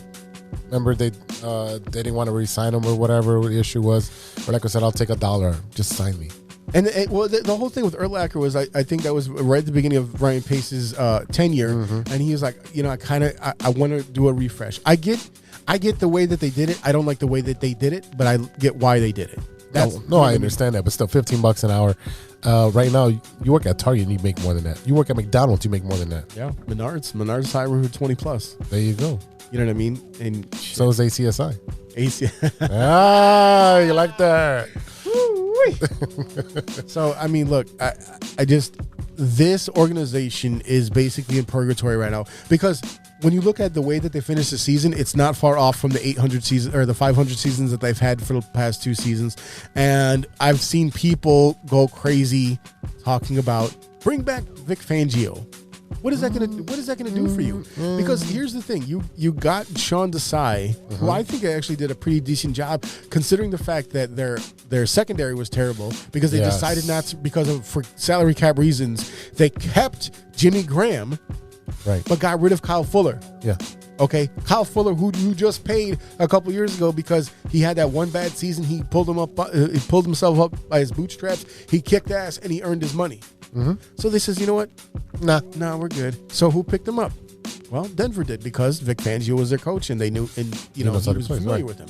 So now let's take a look at their potential head coaching candidate, former Bear and current Michigan head coach Jim Harbaugh. All right, give me your initial gut reaction. I mean, he's been in Michigan for such a long time. He's had up and down seasons with Michigan. He's loved in Chicago. We know the family pedigree because his brother John is in Baltimore. We know what he can do as a quarterback when he played for us. I'm not too in love with this. I think that he's such a big head, a big personality, that he's going to want to pick his own GM as he comes in here. He's going to put his personnel underneath him, of course, but I think as he comes in here, he's going to say, I'm picking my GM, or I'm going to Las Vegas. Yeah, so with the Raiders right now not having a head coach after all that bullshit that went on with John Gruden, that is one of the teams that Jim Harbaugh came out and said that he does have interest in returning to the NFL as a head coach. Now, let's, we look back at the one Super Bowl he did coach while he was the coach of the 49ers, and that was when he went up against his brother. And that was in Super Bowl 47, and they lost by 3, which was a very interesting game, but it just came down to the wire. And look, they call it the Blackout Bowl because there was like a half hour where it was in the Superdome in New Orleans where the lights went out for whatever it was. So, I mean, look, it was a very good Super Bowl, but, the fact of the matter is that he couldn't get over the hump. When Michigan came to him with the opportunity, he went to Michigan. It was his dream job. Oh. My biggest concern with a guy like Jim Harbaugh is the fact that he tends to overstay, or he tends to rub people the wrong way after a certain amount of time. He can last a couple years and then he's gone. You know what I mean? It was just, I don't know, man. He has a good pedigree because he was actually playing for Michigan under Bo Schembechler back in the day in the early 80s. And, he was this cool, slick guy. He did okay in college. And then when he came to the Bears, he was a guy that they were relying on. I mean, he was drafted in the first round. Granted, it was 26 overall, but he played under Ditka in 87. I mean, he stayed with the Bears for a couple seasons. He went over to the Colts and had a couple of good seasons. And then he finished out his career going to the Ravens, the Chargers, and then he finished out in 2001. So he lasted in the NFL too, like the very early 2000s. He had an overall quarterback rating of 77.6. He threw 129 touchdowns in the NFL. So he balled out when he was with Indy. I remember that. He had a very successful career overall. I mean, when you look at the fact that he was able to stick around, in Chicago, you know why he didn't last in Chicago? Because Chicago's a fucking shit show. That's how it is. So I mean, I almost feel like that's something we're going to see with someone like Mitch Trubisky, where he's going to pick up somewhere else and become a starter for a couple of years. Yeah. Or even better example, someone like Carson Wentz. Yeah. You know what I mean? Pretty much. That's going to be his trajectory right there. So we'll look at his coaching career real quick. He was a Western Kentucky assistant from 94 to 01. I guess he was back and forth between NFL and college. He was a Raiders assistant from 02 to 03. So he was there. He was a quarterback coach for the Raiders when they went to the Super Bowl back then. Okay. Then he went to the University of San Diego from 04 to 06. And then I think the one that kind of gave him a little bit more cachet as a head coach was when he coached Stanford from 07 to 2010. They had a very successful time there. He actually brought them some success, and when you look at what he was able to do, he was able to turn that over into a head coaching career when he went to the 49ers in 2011 and again went to the Super Bowl in 2013. But like I said, once the University of Michigan presented him the opportunity and 10-year contract, well, that too, they offered him the opportunity to become their head football coach. He ended up signing over there. So that was his dream job. He always talked about wanting to be the Michigan head coach. But when you look at his overall tenure and everywhere he's gone, it's short, and he tends to rub people the wrong way. Yeah. The good thing is I says he wins. At the very least, he knows when to get out of Dodge.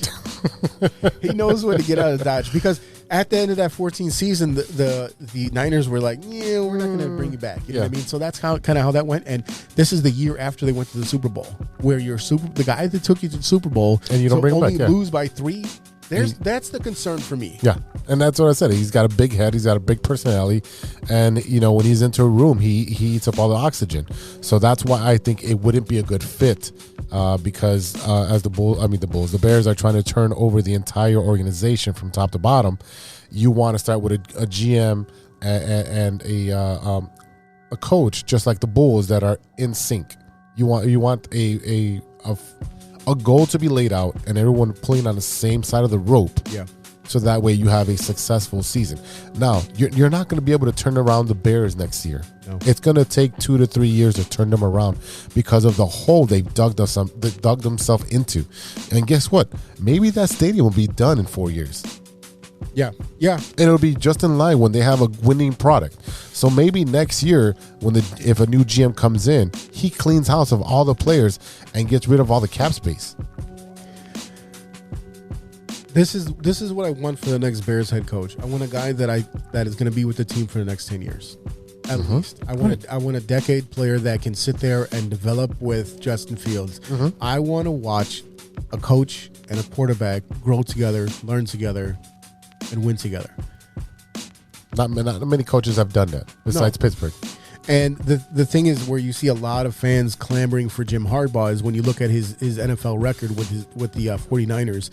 He's 44-19. He went to 3 straight championship games for the NFC, and he went to 1 Super Bowl. So I mean, when you look overall, he had some success in the NFL, but he also had the right place at the right time, the players that were there. Now you look at his overall record in college, very good as well, 119-51. The Michigan Wolverines made it to the college football playoff this year, which they got their ass beat because they're a Big Ten team and not an SEC. Hopefully we'll see a good game tomorrow night for that championship. Yeah. Hopefully you'll actually watch some college football for once in your life. I will tomorrow. But I'm not thrilled with the idea of bringing in Jim Harbaugh. No, I don't think it's a good fit. I don't think it's a good fit at all. And you know what? He wants to be a big personality. Well, he can go where Chucky was and be a big personality in Vegas. You know, they have a lot of big personalities that show up for small tenures. And he's got familiarity over there. And they got Derek Carr. And they got a bunch of players that they already have the experience. They don't have it's a situation where they can turn that team around faster to be a winning product rather than our team. If don't get me wrong, the Raiders had their problems this year with everything that happened with Henry Ruggs and his DUI. I think Josh Jacobs had a DUI. Yeah. Another one of their receivers had a DUI. And John Gruden's a piece of shit. So they have a lot to recover from. Mm-hmm. And especially like we talked before, a place like Vegas where you really have to kind of be and your P's and Q's because there's so much temptation to do out there. And it's not that, but you also have to be beloved because Vegas is a transplant city. It is. You know what I mean? So you have to really be beloved by the people that live there for them to really back you. And just like the way that the Golden Knights did. You know, they're like, hey, we're a startup franchise. We're here for you. We'll do whatever you need. Raiders have to kind of pick that up because right now they're still stuck in that like roughneck Oakland mentality, which they've had for so long. Yeah. So the other thing that we're hearing about is the fact that Vic Fangio was Jim Harbaugh's DC back in San Francisco. Whoa. Oh no, we got to bring both in. Stop with the fucking nonsense. Stop with all this like clamoring for. Oh, but he was a Bear. He knows Bears football. Stop with the nonsense. You look up and down at the guys who have had the most success in the last couple of years. Young guys, right? Yeah. You look at Sean McVay with the Rams. You look at the kid in San Francisco. You look at this 12-year-old they got coaching the Chargers right now. You know what I mean? Like this is what you need to do. I think they need to find that diamond in the rough, find the young guy that's going to grow with Justin Fields so you have sustained success. You get your new stadium. You sit there, even if you have to play in Soldier Field for a couple more years, and they sit there and they build up a stadium in Arlington Heights with that property they took over. Mm-hmm. You get your casinos ready. You get your hotels ready. And then by the time you're looking at a guy like Justin Fields, who is in his 5th season at the time, you can move into a brand new stadium. You have built up yourself through the draft or through free agency because you look at guys like, what are you going to do with Allen Robinson? You can't bring him back. Oh, no. Why? All of these old guys, this team, I have such a fear that Bears fans don't understand what's actually in store for them next season. It's going to be bad football. It's going to be really, really bad. Yeah, you look at the Blackhawks. That's exactly what you're looking at. You know, because yes, you know what Ryan Pace gets right now, and Ryan Pace gets and Matt Nagy get right now. They get the cake from The Simpsons that says, "At least you tried." Because at the very least, Matt Nagy did it his way, Ryan Pace did it his way, and it just didn't work out. And it had a lot of promise when it started, but I don't like Jim Harbaugh for the head coach of the Chicago Bears. I'm sorry. Not at all. So let me pose this question to you, E.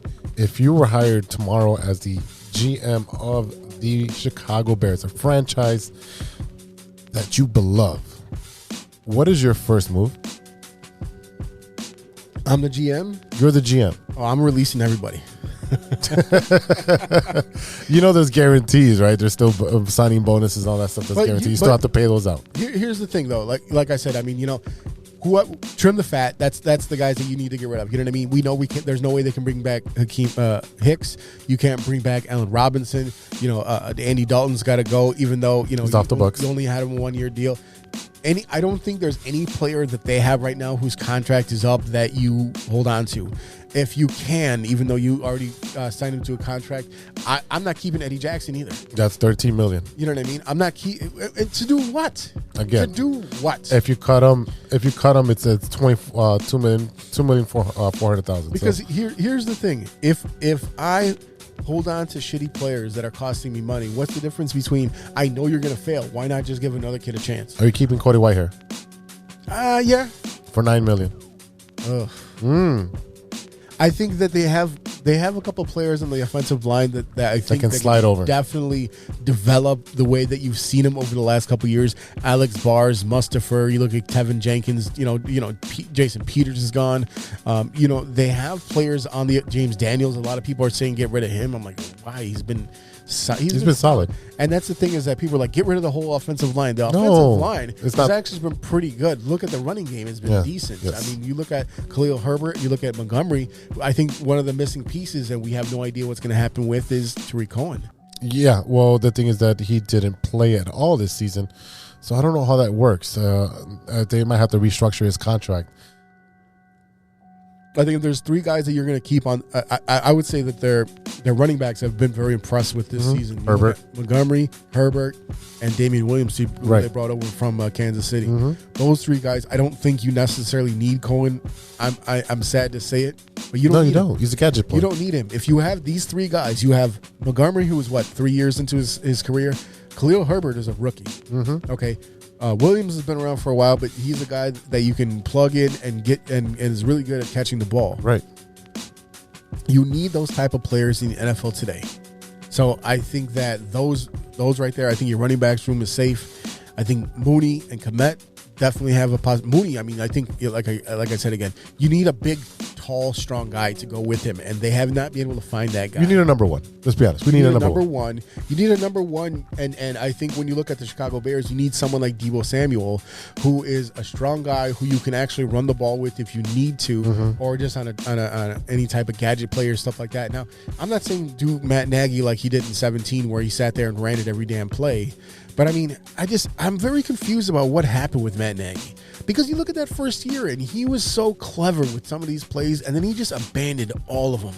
The water boy. That's what happened. He abandoned. Someone took his little playbook. That shit. I don't understand what happened. Someone took his playbook. That's what happened. That's exactly what happened. But I mean, who took his playbook? I don't understand what the fuck happened. Was it the LSU? Water sucks. It really, really sucks. All right, so there's a lot of money out there. That's, again, Tariq Cohen's going to make $5 million next year. $5,650,000. You have Eddie Goldman making $8 million. Cody Whitehair making $9 million, almost $10 million. Eddie Jackson $13 million. Robert Quinn $13.9 million. Robert Quinn has the opt out this year though. Quinn is a very exciting player, but that's a lot of money.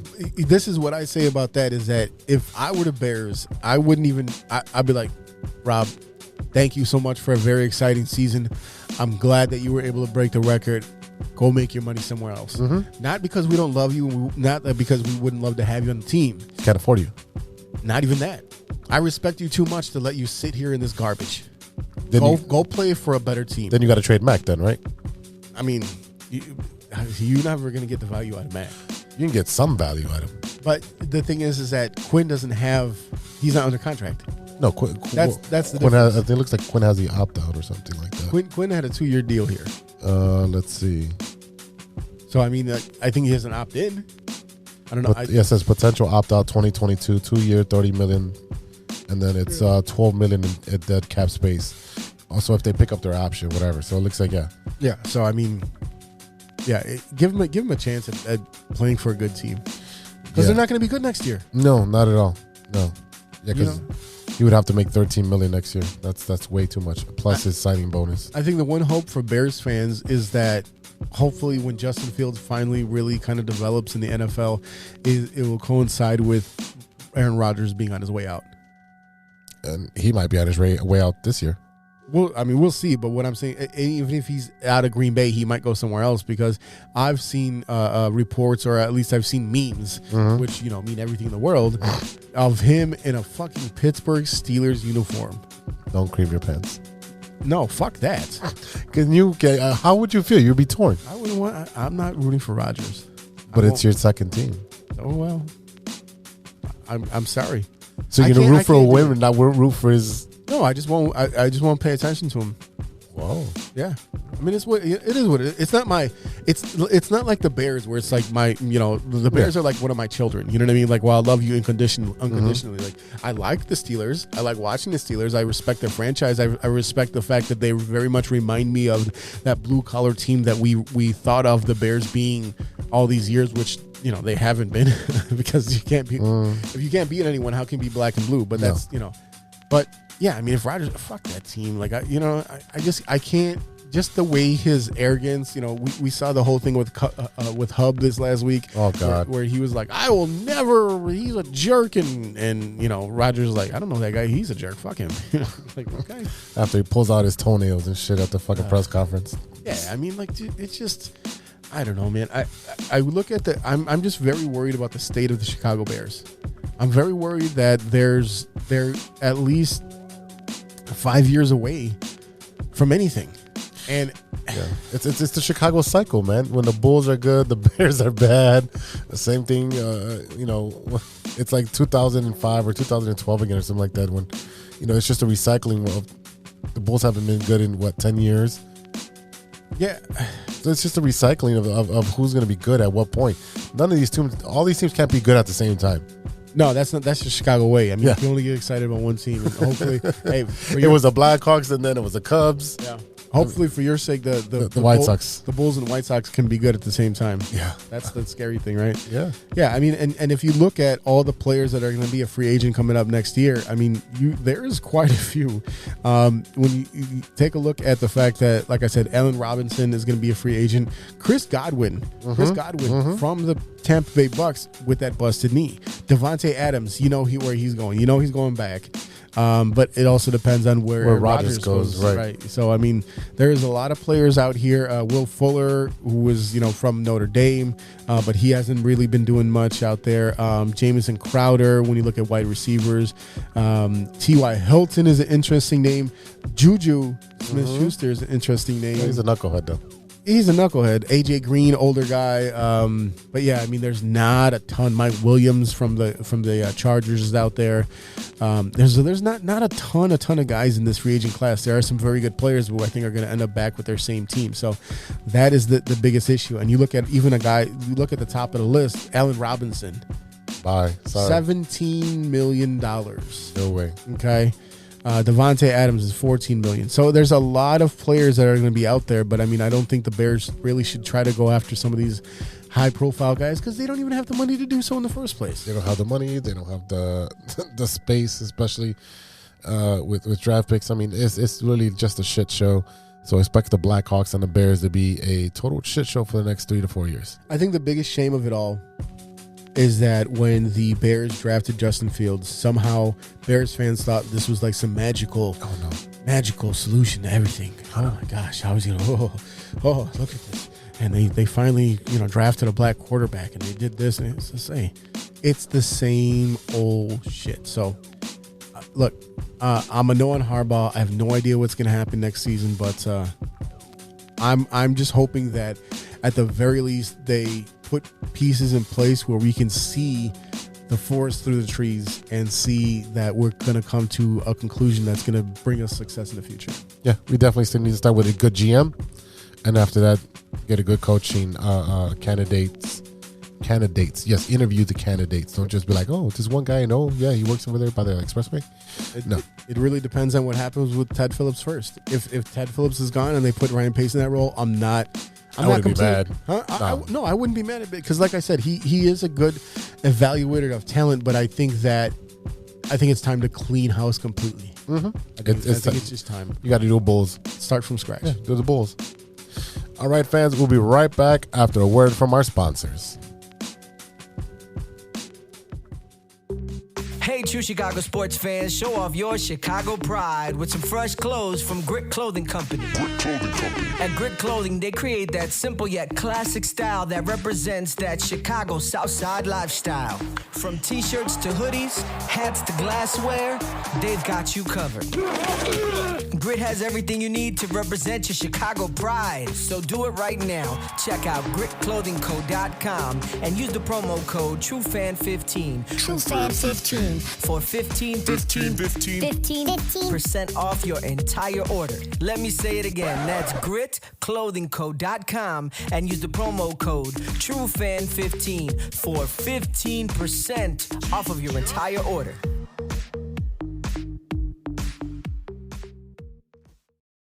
Welcome back to the True Chicago Sports Fan Podcast with E-Rock and Big Z. Yeah. It's that time again, brother. You know what time it is. Oh, boy. It's time for Stirring the Pot. All right, man, what do you got for us this week? All right, so this week's Stirring the Pot is directly from the Waddle and Sylvie show. Thanks for the inspiration, fellas. This is today's question. Okay. You're a sports fan. You just went to the Hawks game. Mm-hmm. I went to the Bulls game last week. Would you go to a game by yourself?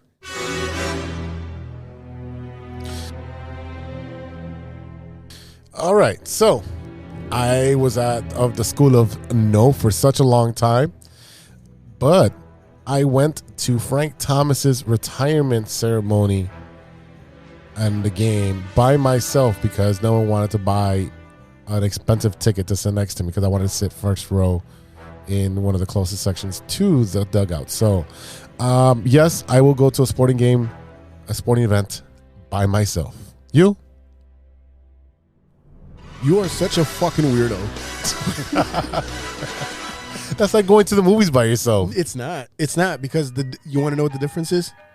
When you go to a game, you watch the game, but then you also turn to your partner and say, hey, that was a good play. Yeah, and you make new friends. Hey, you should have done that.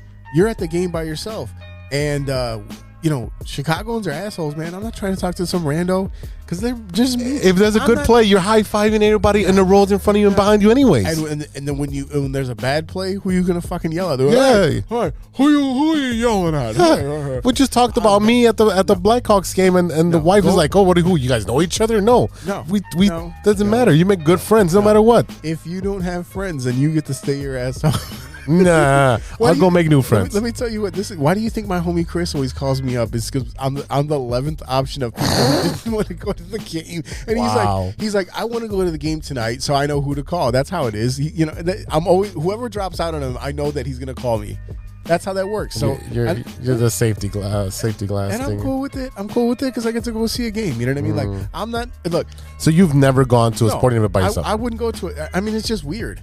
I mean, here's the thing. I've gone to sporting events where, like, back in the day, my homie was the DJ for the Captain Morgan Club outside of Wrigley, so I'd show up there, hang out with him a bit, and he's like, "Yeah, if you literally walk through that door right now, they'll just like you already had a ticket because they figured if you're in there, if you're already in Captain Morgan, yeah." So I used to go in there all the time, and I would just roam around and like just kind of not to sit there in a seat and watch the game. If I'm gonna do that, I'll just do that at home. And I'll watch it on 2 TVs, and I'll watch it with the extra angles and shit like that. And I'll drink all the fucking. I'll spend $16.99 on a case of beer, and that's $16.99 on one beer. That's the difference. You're a loser. No, you're a loser. I'm a loser because I don't want to go. I want to go hang out at a game by myself. You're not going to be by yourself. Weird. There's fans there. That's weird. Make new friends, it's dude. Weird. You're such an introvert. Fuck that. That's bullshit. You know it.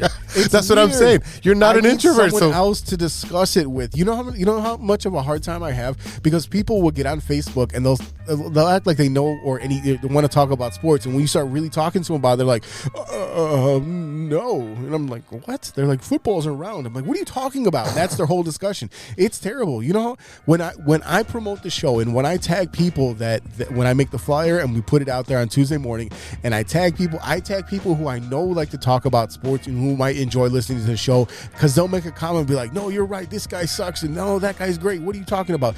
That's the kind of people that I want to engage with. Those are the people that I want to hang out at the game with. I don't want to hang out with Joe Blow Knucklehead from fucking Berwyn who's going to sit there and talk shit. Well, if his name is Joe Blow, you may not want to hang out with him anyways. Joe Blow. I mean, shit, man. How much? But anyway, like, but yeah, I mean, I don't want to talk to some fucking... Bob Saget said $12. because here's the thing is that, look at how many times you have people that want to fight in the stands or take things the wrong way, or did you look at, what you're looking at, when they, especially sports fans, when their team is not doing well, they get upset. You know what I mean? Like, it's just... I do know what you mean. It is a knuckleheads. I need someone with me in case some shit goes down. I'm telling you right now, and I've had that discussion. I've had that issue when we were at the fucking rooftops before. Yeah. You know what I mean? Hey, drink all you want, $35 or whatever it used to be. That's what it is. See the thing. Oh, I've also gone by myself to a Sox game. I mean, I was dating someone at the time, and I had Friday, Saturday, Sunday tickets, and she was already White Sox out, and I was like, well, I'm not letting the ticket go up to the waist because no one wanted to go. So I'm like, you know what? I'm just gonna go to the game by myself. I'll be back later. So you know what you should have done? It's called my ass.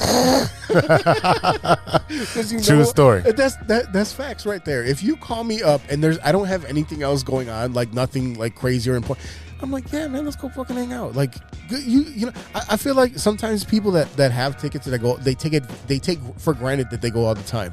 People are like, well, I would never support the Bears when they're this bad. I'm like, fuck that. That might be the only time you get to go. The only opportunity. Yeah. I'll go get to see the place where my favorite team plays. Yeah. Don't take that shit for granted. No. People do. Yeah. I mean, I've been to a couple Bears games. Well, I used to work for Sanchez and Rivera being Ron Rivera. So I was able to sit in the Cadillac Club and all that stuff. But I've also sat up in the upper seats, you know, and they're like, oh, you want to go to the game? I'm like, yeah, well, it's October. Yeah.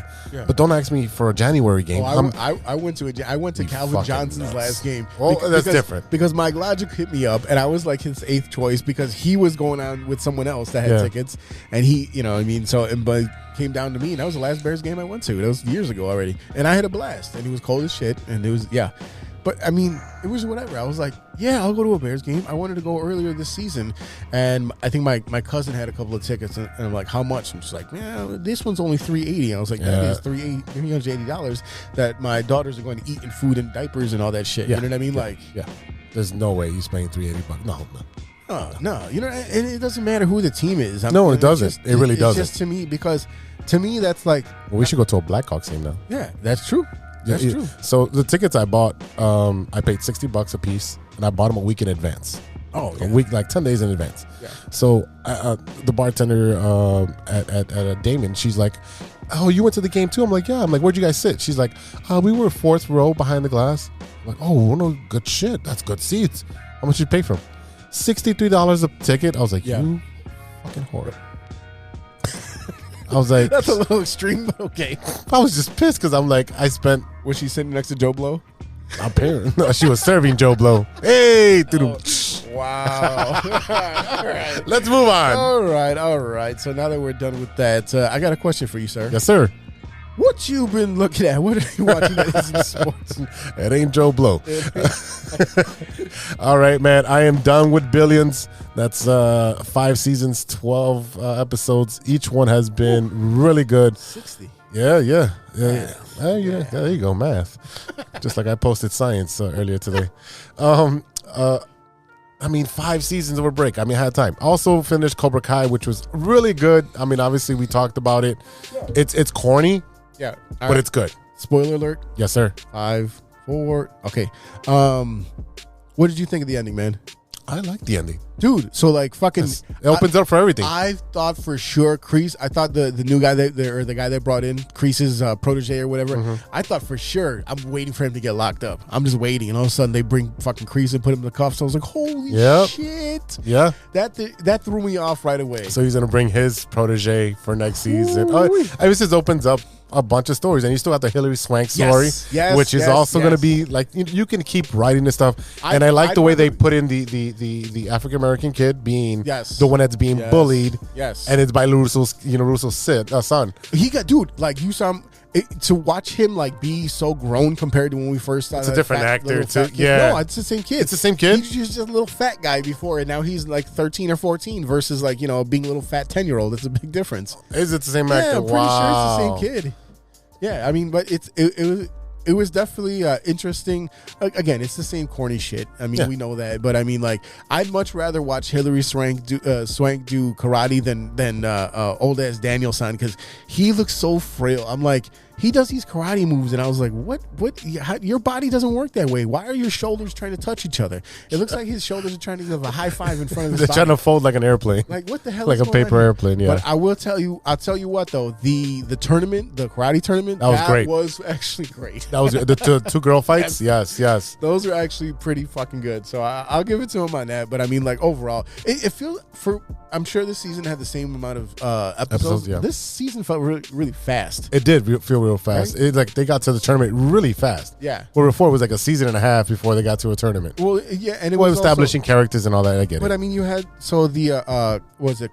not Cobra Kai, Eagle Fang picked up that girl, right? Mm-hmm. They picked up the smart girl, and she was like, I've been training for 6 weeks already. I'm like, we missed a whole 6 weeks.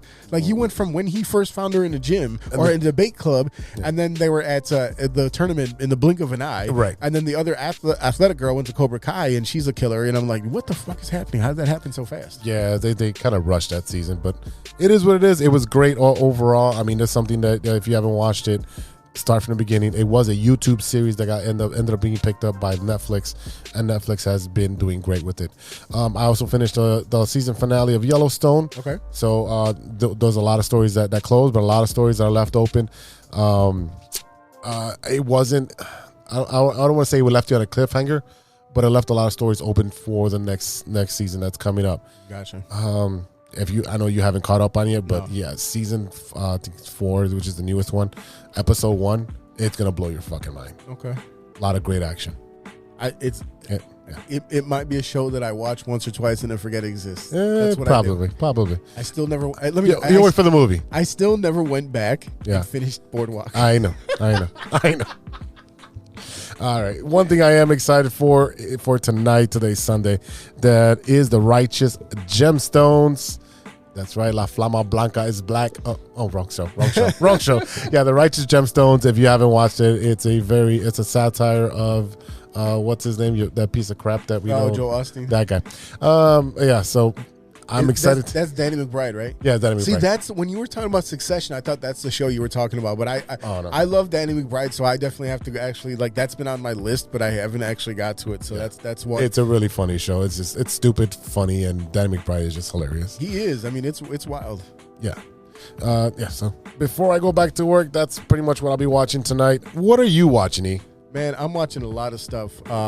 First off, with the release of our brand new Rush pinball game, I was kind of just cruising through Netflix. I wasn't feeling too good on Friday, so I stayed home and I watched I Love You, Man. I rewatched it, it's a great movie. And it's featuring Rush, and it made me think of that movie. And it's just, again, it's one of those movies where if I watch it once a year or once every other year, I'm like, man, I remembered how much I like that movie and why I like that movie. So thinking of that, with like I said, that one has Jason Segel and Paul Rudd. It made me want to watch The Shrink Next Door with Paul Rudd and Will Ferrell. Finally. So I'm going. Well, I started watching it and I went back. What do you think? Like I said, I'm not done with it, but I watched the first couple episodes a while ago, and then I watched like maybe 2 or 3 more episodes, and I see kind of it developing and where it's going, and I'm just like, So yeah, and that made me want to watch the show Sex Education on Netflix. Now, I don't know if you've seen this yet, but it's what's her name? You've already got 2 kids, bro. Yeah. Anyway, so it's set too late now. Set in England, and it's about a kid whose mother is a sex therapist. Okay. And she is played by X-Files. What is her name? Oh. Yeah. Gillian Anderson is her name. Gotcha. So the mom is played by Gillian Anderson, and she plays a sex therapist. And because of that, the kid starts to give it, because he knows all this stuff from his mom. He's very well versed in like feelings about sex and things like that. So he starts to give advice to some of the kids at his school, and it goes on, and he kind of becomes the sex counselor for the kids at the high school. Nice. So it is an interesting show. There's a lot of wild shit that goes out in there. So but I mean, that one, I saw it pop up on Netflix a while ago because I watched the first couple seasons, and the whole therapy thing with The Shrink Next Door made me think about therapy. So how everything correlates there. So go ahead. No, I was gonna say The Shrink Next Door. It's a true story, right? I heard that it was based on something. It is. It's based on a true story. So it's just think about it as a weed just wraps itself around another plant. That's all I'm gonna give you. Yeah, that makes perfect sense. Yeah. That makes perfect sense. The other thing that I watched this week was the end of the show Maniac. So this is a show from 2018. It has Jonah Hill and Emma Stone. Okay. And basically, I feel like it kind of went under the radar. It also has Sally Field in this show. What? There's a lot of characters in this show. And this is it's very dark. It is this almost utopian thing where it really delves into therapy and dreams and your perception of things, and it's basically like someone built a computer to help you with your mental issues, and you take a pill and you do this experiment and you live a different reality. Wow. To help you recover from these things that are causing you issues. So you go through stage A, stage B, stage C, and you don't understand what's going on half the time. You don't understand what's coming, and it's just wild, and it is so well acted. And one of the reasons I really wanted to bring this up was the fact that someone really was arguing with me this week about Jonah Hill's character in Don't Look Up, and they're like, I'm tired of him being the same guy all the time. And I'm like, watch Moneyball. There's a few different shows that because where Jonah Hill, you see him, he's like kind of this sarcastic know-it-all type of guy. Kind of someone who I model myself after, but no, not at all. But yeah, I mean, I'm like, he's actually a pretty good actor. You just have to find the roles where he's a good actor. So smoke crack with me, bro. so he reunited with his Superbad co-star. And Maniac. It is only one season. It is on Netflix, so check that out, man. I'll put it on the queue, man. Yeah, man. We still got one show we have not watched. Yeah. When are you watching it? Boba Fett. I'll probably start this week. Now there are a couple of episodes in. Yeah, I feel the same. I feel the same way. I feel with the Star Wars shows, it's like you can't just watch 1 hour. You need about 2 to 3, and then be like, okay, I can wait now. Yeah. Do another couple hours. Yeah. Those Star Wars shows are so well detailed and so well done production wise that even if you do watch it once, you've got to go back and watch it again and again. I think I watched Mandalorian a couple times. Yeah, I watched it like 3 times. Yeah, because there's so many details that, especially because I'm not a Star Wars nerd as you are. Yeah, that I have to watch. And I'm not even like. Yeah, you talk to like Gigantor, he's probably way versed. More versed in the actual. Like, he's probably lived in one of those planets at this point. I mean, Gigantor knows all what's going on in whatever galaxy they're in. But what I'm saying is that the details that I watch it and then I watch it again with subtitles. Yeah, and then I watch it the third time without the subtitles. And I'm looking at background. I'm looking at people's reactions. And people are looking at all these different things, so you can pick up these. What do they call them? The little nuances. Yeah, little nuances. Yeah.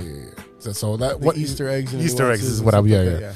Also, start watching Loki, man. Yeah, I gotta watch Loki. You've already seen Spider-Man, so you gotta watch Loki now. Yeah, I forgot that was even on, man. It's one of the best shows on there. Because I want to say I watched WandaVision.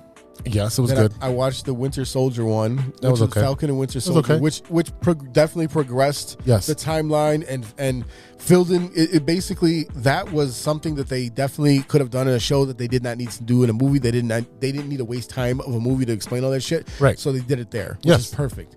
Fill in the gaps. WandaVision did the same thing, but it was so extreme because you didn't know that much about her character.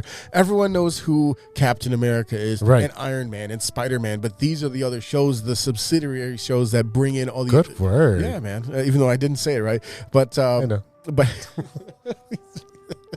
don't ask me to spell it though. But it brought in like these other. It filled in the gaps for when the next big movie comes out. So I mean that's what those shows do. And Loki is definitely one that I need to go. Loki is the bridge that gets you to your Spider-Man, and then now your Doctor Strange, which is coming out in a month or two. So Loki really explains how all this stuff is happening that's happened in Spider-Man. So please watch that, because that is going to be crucial for the next movie, which is the Doctor Strange movie. Yeah, I definitely got to watch Loki. Is there any other shows that you got on the horizon coming up that you're thinking about? No, to be honest with you, This Is Us. It's coming back. I think it might come back this week. I haven't checked my Hulu yet, my DVR on the Hulu. Obviously the Chicago shows, I know you're not a big fan of, but I've been watching since the inception of it. So I go through it. You watch all the local network. You watch all the NBC shows. Those are all NBC. Those are all NBC shows right now. Yeah. I don't think there's one network TV show that's on right now that I actually look forward to every week, aside from my SNL. That's it, and that's not even it's not even on. It's on hiatus right now. No, but I'm saying that's a recorded network, sitcom or TV show. I don't watch any of those anymore, and they used to watch them all the time. Yeah, it's. Well, I mean, we grew up poor, so yeah. I guess yeah. It's well, kind of a habit. There's so much streaming stuff. Like, it is. I would say I probably watch more Netflix shows than anything else. You do. There's a couple of I watch Netflix and Apple. Because there's a couple of shows that pop up on there. There was another show about Emily Dickinson or whoever it was that I watched a little bit, and I kind of got bored of that Schmigadoon show. Yeah, Ted Lasso. But I forget about like Amazon Prime. I still haven't finished watching The Boys. I haven't finished watching The Boys, and I think isn't the one character from The Boys going to be on his own show on HBO, the John Cena character? Yeah. See, well, that one starts pretty soon too. In 2 weeks, the John's Peacemaker. There it is. Yeah. So I mean, like I'm backed up on shows that I got to watch, but now here's the thing. Now with football season almost over, so there's not going to be games on every night of the week. I'll watch Bulls basketball on one TV, and I can watch, pick up on those other shows on the other TV. All right, so there's no baseball right now. Yeah, no baseball. Yeah, that's my life right there. But there's a movie that just came out. It's called The Tender Bar. Okay. And let me pull that up for you. All right, it's got a cast of Ben Affleck, and Christopher Lloyd. There's a bunch of other actors in there. Sounds familiar. And I think it's directed by who's the director in this? There's a lot of people in this movie. Yeah. Okay. George Clooney. George Clooney is directing it. So this is a boy growing up in Long Island, seeks out father figures among the patrons at his uncle's bar. Yes. So it's an Amazon movie. Yeah. You know what's funny is that now you bring up Ben Affleck is I just watched The Town again. That's a great fucking movie to watch. It is, and it's like Ben Affleck at home. It's like yeah. It's like Ben Affleck. What's it? Good Will Hunting mixed with Shawshank Redemption. That's exactly what it is. And I was like, oh, okay. And I forgot that he gets away at the end. Yeah, I forgot. I completely forgot. That's such a good movie. Yeah, but yeah, man. That's what I've been watching. So there's a couple of things that we'll have to look for this week. And yeah, man. Are you ready to get out of here? Let's get out of here, brother. I'm ready. All right, y'all. That is it for today. Thank you so much for listening. A big thank you to our sponsors, 606 Media, True Chicago Sports Fans, ACSI, and Grit Clothing Company. Don't forget to go to gritclothingco.com and get your official TCSF podcast t-shirt. Search for keyword True Chicago and use our promo code TrueFan15 at checkout for 15% off of your entire order. That's TrueFan15. Go and get your shirts right now. Don't forget to check out our friends over at acsi.tech and check out the career sections to start an exciting new career in the communication industry. Go to acsi.tech, that's acsi.tech, and click on careers to apply today. Get your 2022 started off right. Shout out to our friends at the Some of This and Some of That podcast with Coach Mo and Justice. Check them out on your favorite streaming service. And don't forget to check out the Shy Native Radio podcast, now available on all major platforms. Mike Logic, Ideal, and Throw MC talk about sports, movies, and all types of ill shit. Go and check them out right now. And do not sleep. Mike Logic's new album, As I Was Saying, is now available. Check out mikelogic.bandcamp.com to get your copy now. miclogik.bandcamp.com. The brand new music video for his new single, So Low, is now available to watch on YouTube. Logic with K is back. miclogik.bandcamp.com. Shout out to Ronesh, Panic, Serious Beats, and Custom Made for the beats we play on today's show. Check out paniconthebeat.com for all your Moment merch and gear. And don't forget to check out PRODbyserious.com, PRODbyserious.com for Serious Beats, and also beatsbycustom.com. Check us out on social media. You can find us at True Chi Fans on Twitter. That's at True CHI Fans on Twitter and on TikTok. Find us on Facebook, Instagram, Spotify, YouTube, and don't forget to hit us up on the DMs with your Stirring the Pot ideas, movie recommendations, and your overall enjoyment of the show, because we know you love it, don't you? That's right. We want to hear from you guys. You can also reach us at truechicagosportsfans@gmail.com. Before we get out of here, we'd like to pay tribute to yet another legend who passed away this week. Sidney Poitier, the groundbreaking actor and enduring inspiration who transformed how black people were portrayed on screen and became the first black actor to win an Academy Award for Best Lead Performance and the first to be a top box office draw, has passed away at the age of 94. Portier, winner of the Best Actor Oscar in 1964 for Lilies of the Field, died Thursday at his home in Los Angeles, according to Latrell Reming, the director of communications for the Prime Minister of the Bahamas, because he was from the Bahamas. Yes. His close friend and great contemporary Harry Belafonte issued a statement Friday remembering their extraordinary times together. For over 80 years, Sidney and I laughed, cried, and made as much mischief as we could, he wrote. He was truly my brother and partner in trying to make this world a little better.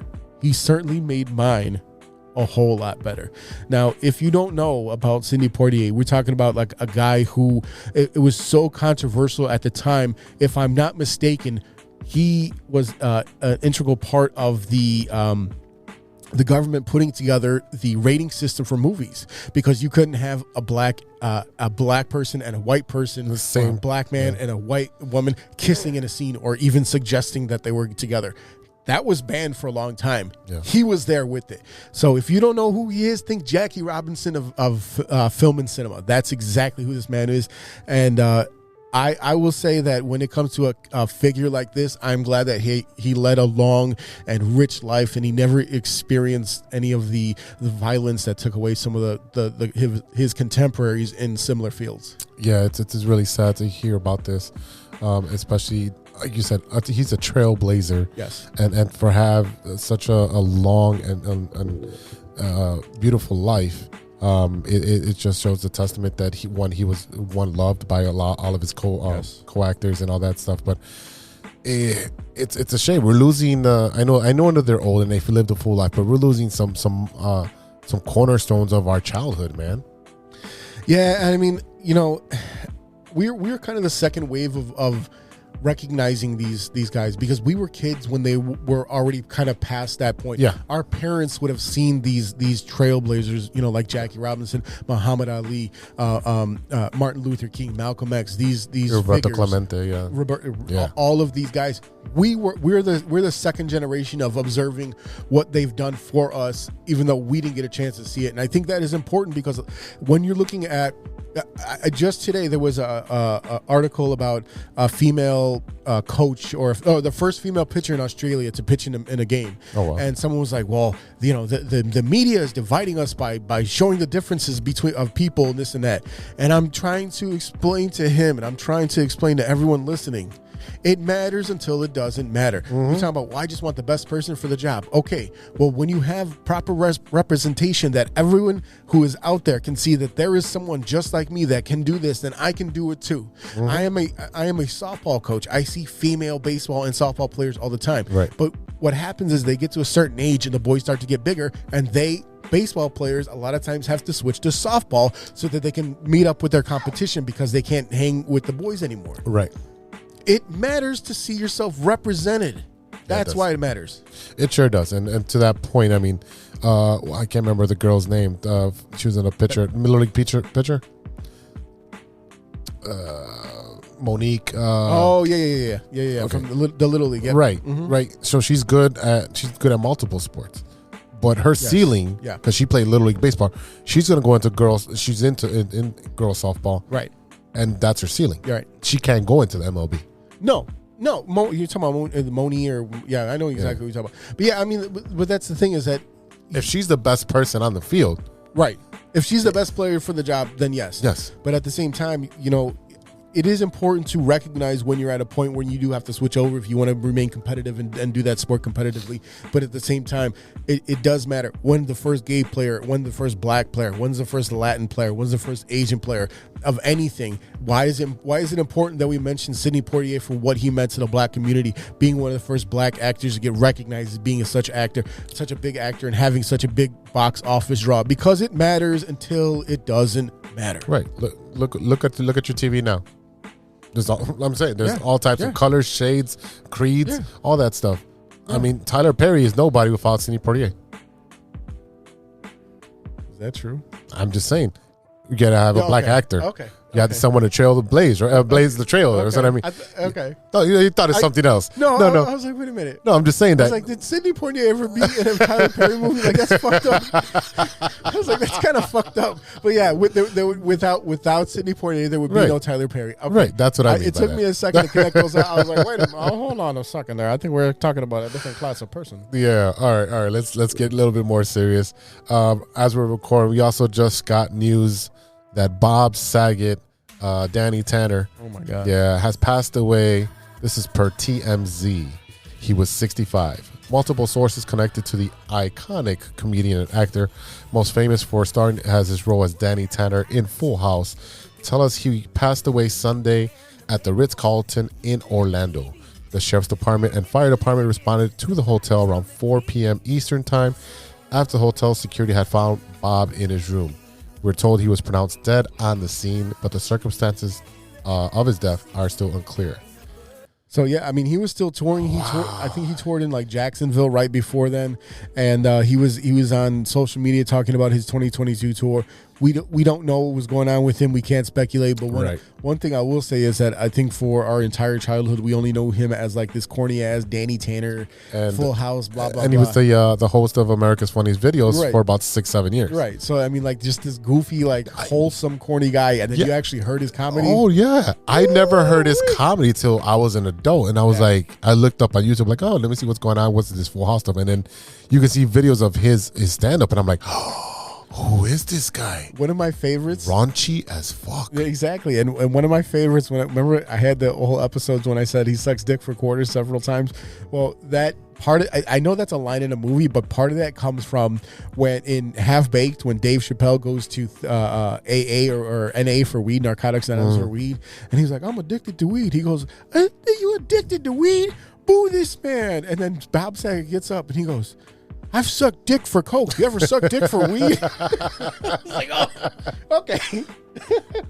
Yeah. I mean, Saget, if you and then the Showtime special, we talked about it a while ago on the Comedy Store. Yeah, he's a huge part in that because he used to be at the Comedy Store, and I didn't know that he pretty much grew up as a comic with all these guys. Oh yeah.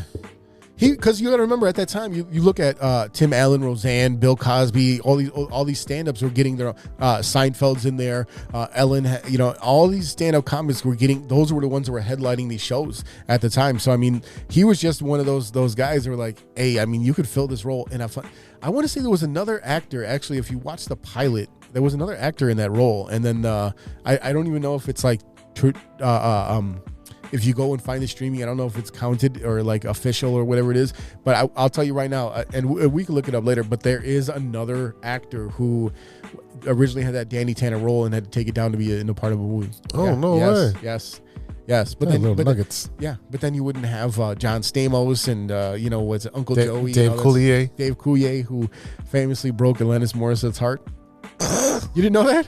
That's so ironic. Yeah, that whole song. Oh no, is that the song or the other one where she's like, would she go down on you in a theater? That's about him. Whoa. Yes, you didn't know that? No. Yeah, dude, that's all about him. And remember, Mr. Woodchuck. Yes. He probably brought those puppets in with him. I was like, I'm a beaver. Gonna eat my wood. Alrighty then. Let's go home. All right, y'all. For Big Z, this is E-Rock. We'll see you next week for episode 80. Until then, be good to each other. For the love of sports. Mr. Woodchuck. Boy. Here's a guy who's very funny, but he's lonely. He needs acceptance. Make him happy, won't you? Bob Saget. How about it? All right, Bobby, here we are now. Thank you. Gosh, you're a wonderful audience. You really are. I'm not just kissing up. I'm really not. I swear, I'm slobbering all over you is what I'm doing, because I need you to like me real bad, because I have no act, and I have no life, and I have no future. I'm serious. My mom is Gumby, my dad is Pokey, and I'm Mr. Potato Head. So I talk real fast. If you have any drugs, take them now. I'm serious. I'm not funny, but I am quick. That's the problem I have with women, too. But it's good to be here. It really is. And you're a great crowd. I'm not just kissing up again. It's the second time I've done it. I just want to take a jacuzzi with you and throw in a toaster. I'm not kidding. I've never been this happy. But you're a great crowd, and I care about all of you individually. I just want to have sex with you right now. I'm serious, but I can't. I'm working right now. But I'm a happy guy because I got married. Married my girlfriend of 7 years. At her age, I'm going to jail. No, I did. I really am in love. I told her tonight, I said, when I come home, I want to make love to you badly. And she said, at least you don't overestimate yourself. But I'm nuts over her. She's this tall. It's my dad's joke. I'm sorry you laughed at that. I've lost respect for you. I really have. Everybody needs friends, you know? I had it rough when I was a kid. Never got to go to camp. My mom thought I'd get embarrassed undressing in front of little boys, but I've changed because I kind of like it now. That's not true. I'm no senator. But thank you very much. I never got to sleep over my friends' houses. Anybody get to do that? You slept over my friends' houses? I never got to. I said, Mom, why not? She said, Bob, you have no friends and you have no life, and I'm not your mother, okay? But I love my mom, and you can too for just $12. I'm sorry, that was easy. Let that go. I'm sorry. Don't applaud that. You're scum, buddy. You really are. I live in California now, which is nice, but I'm actually frightened to death of an earthquake. I'm really scared of it. Californians don't care. It's like, oh, look, the ground's opening up. There goes my house. There go my wife and kids. It's Miller time. I'm scared there's going to be like a major quake and I'll be getting a vasectomy at the time. That's what I'm scared of, you know? It was a 7.3, but now it's a 4.1. But I won't do that, damn it, because I want to have a kid. I really do. Right now I'm in no position to have a kid because I'm standing up and I'm alone. But I want to have a kid, but we've been trying to have a kid. Well, my wife's trying. I just lay there. But I won't breastfeed. Damn it, I won't do it. Men can breastfeed. Did you know that? I read that. Okay, I made it up. No, I read it. I wrote it down and then I read it. I believe everything I read. Men can breastfeed, but you have to actually take cans of evaporated milk to your chest. Give the baby an opener, you know? I remember when I was just a little baby, my mother was looking down and she said, Bob, you've had enough. And I said, don't act like you don't like it. You know, I was young, but I was a smart kid. But there's so much bad stimulus out there for kids. I was in a toy store recently. There's this new doll out. It's half man, half woman. It's called Gee, I Don't Know. You've been real nice. I had a good time. Thank you very much. Thank you. Bob Saget, huh? All right. Very good, Bob. Very good, baby. I tell you, it pays to be good. It don't pay much, but it pays. A few moments later. You have a lot of incest. That's real. Shut your mouth, lover boy. Nature versus nurture, Lodge. Nature always wins. I think he's on steroids. Hasta luego, amigos. Show's over, show's over, show's over.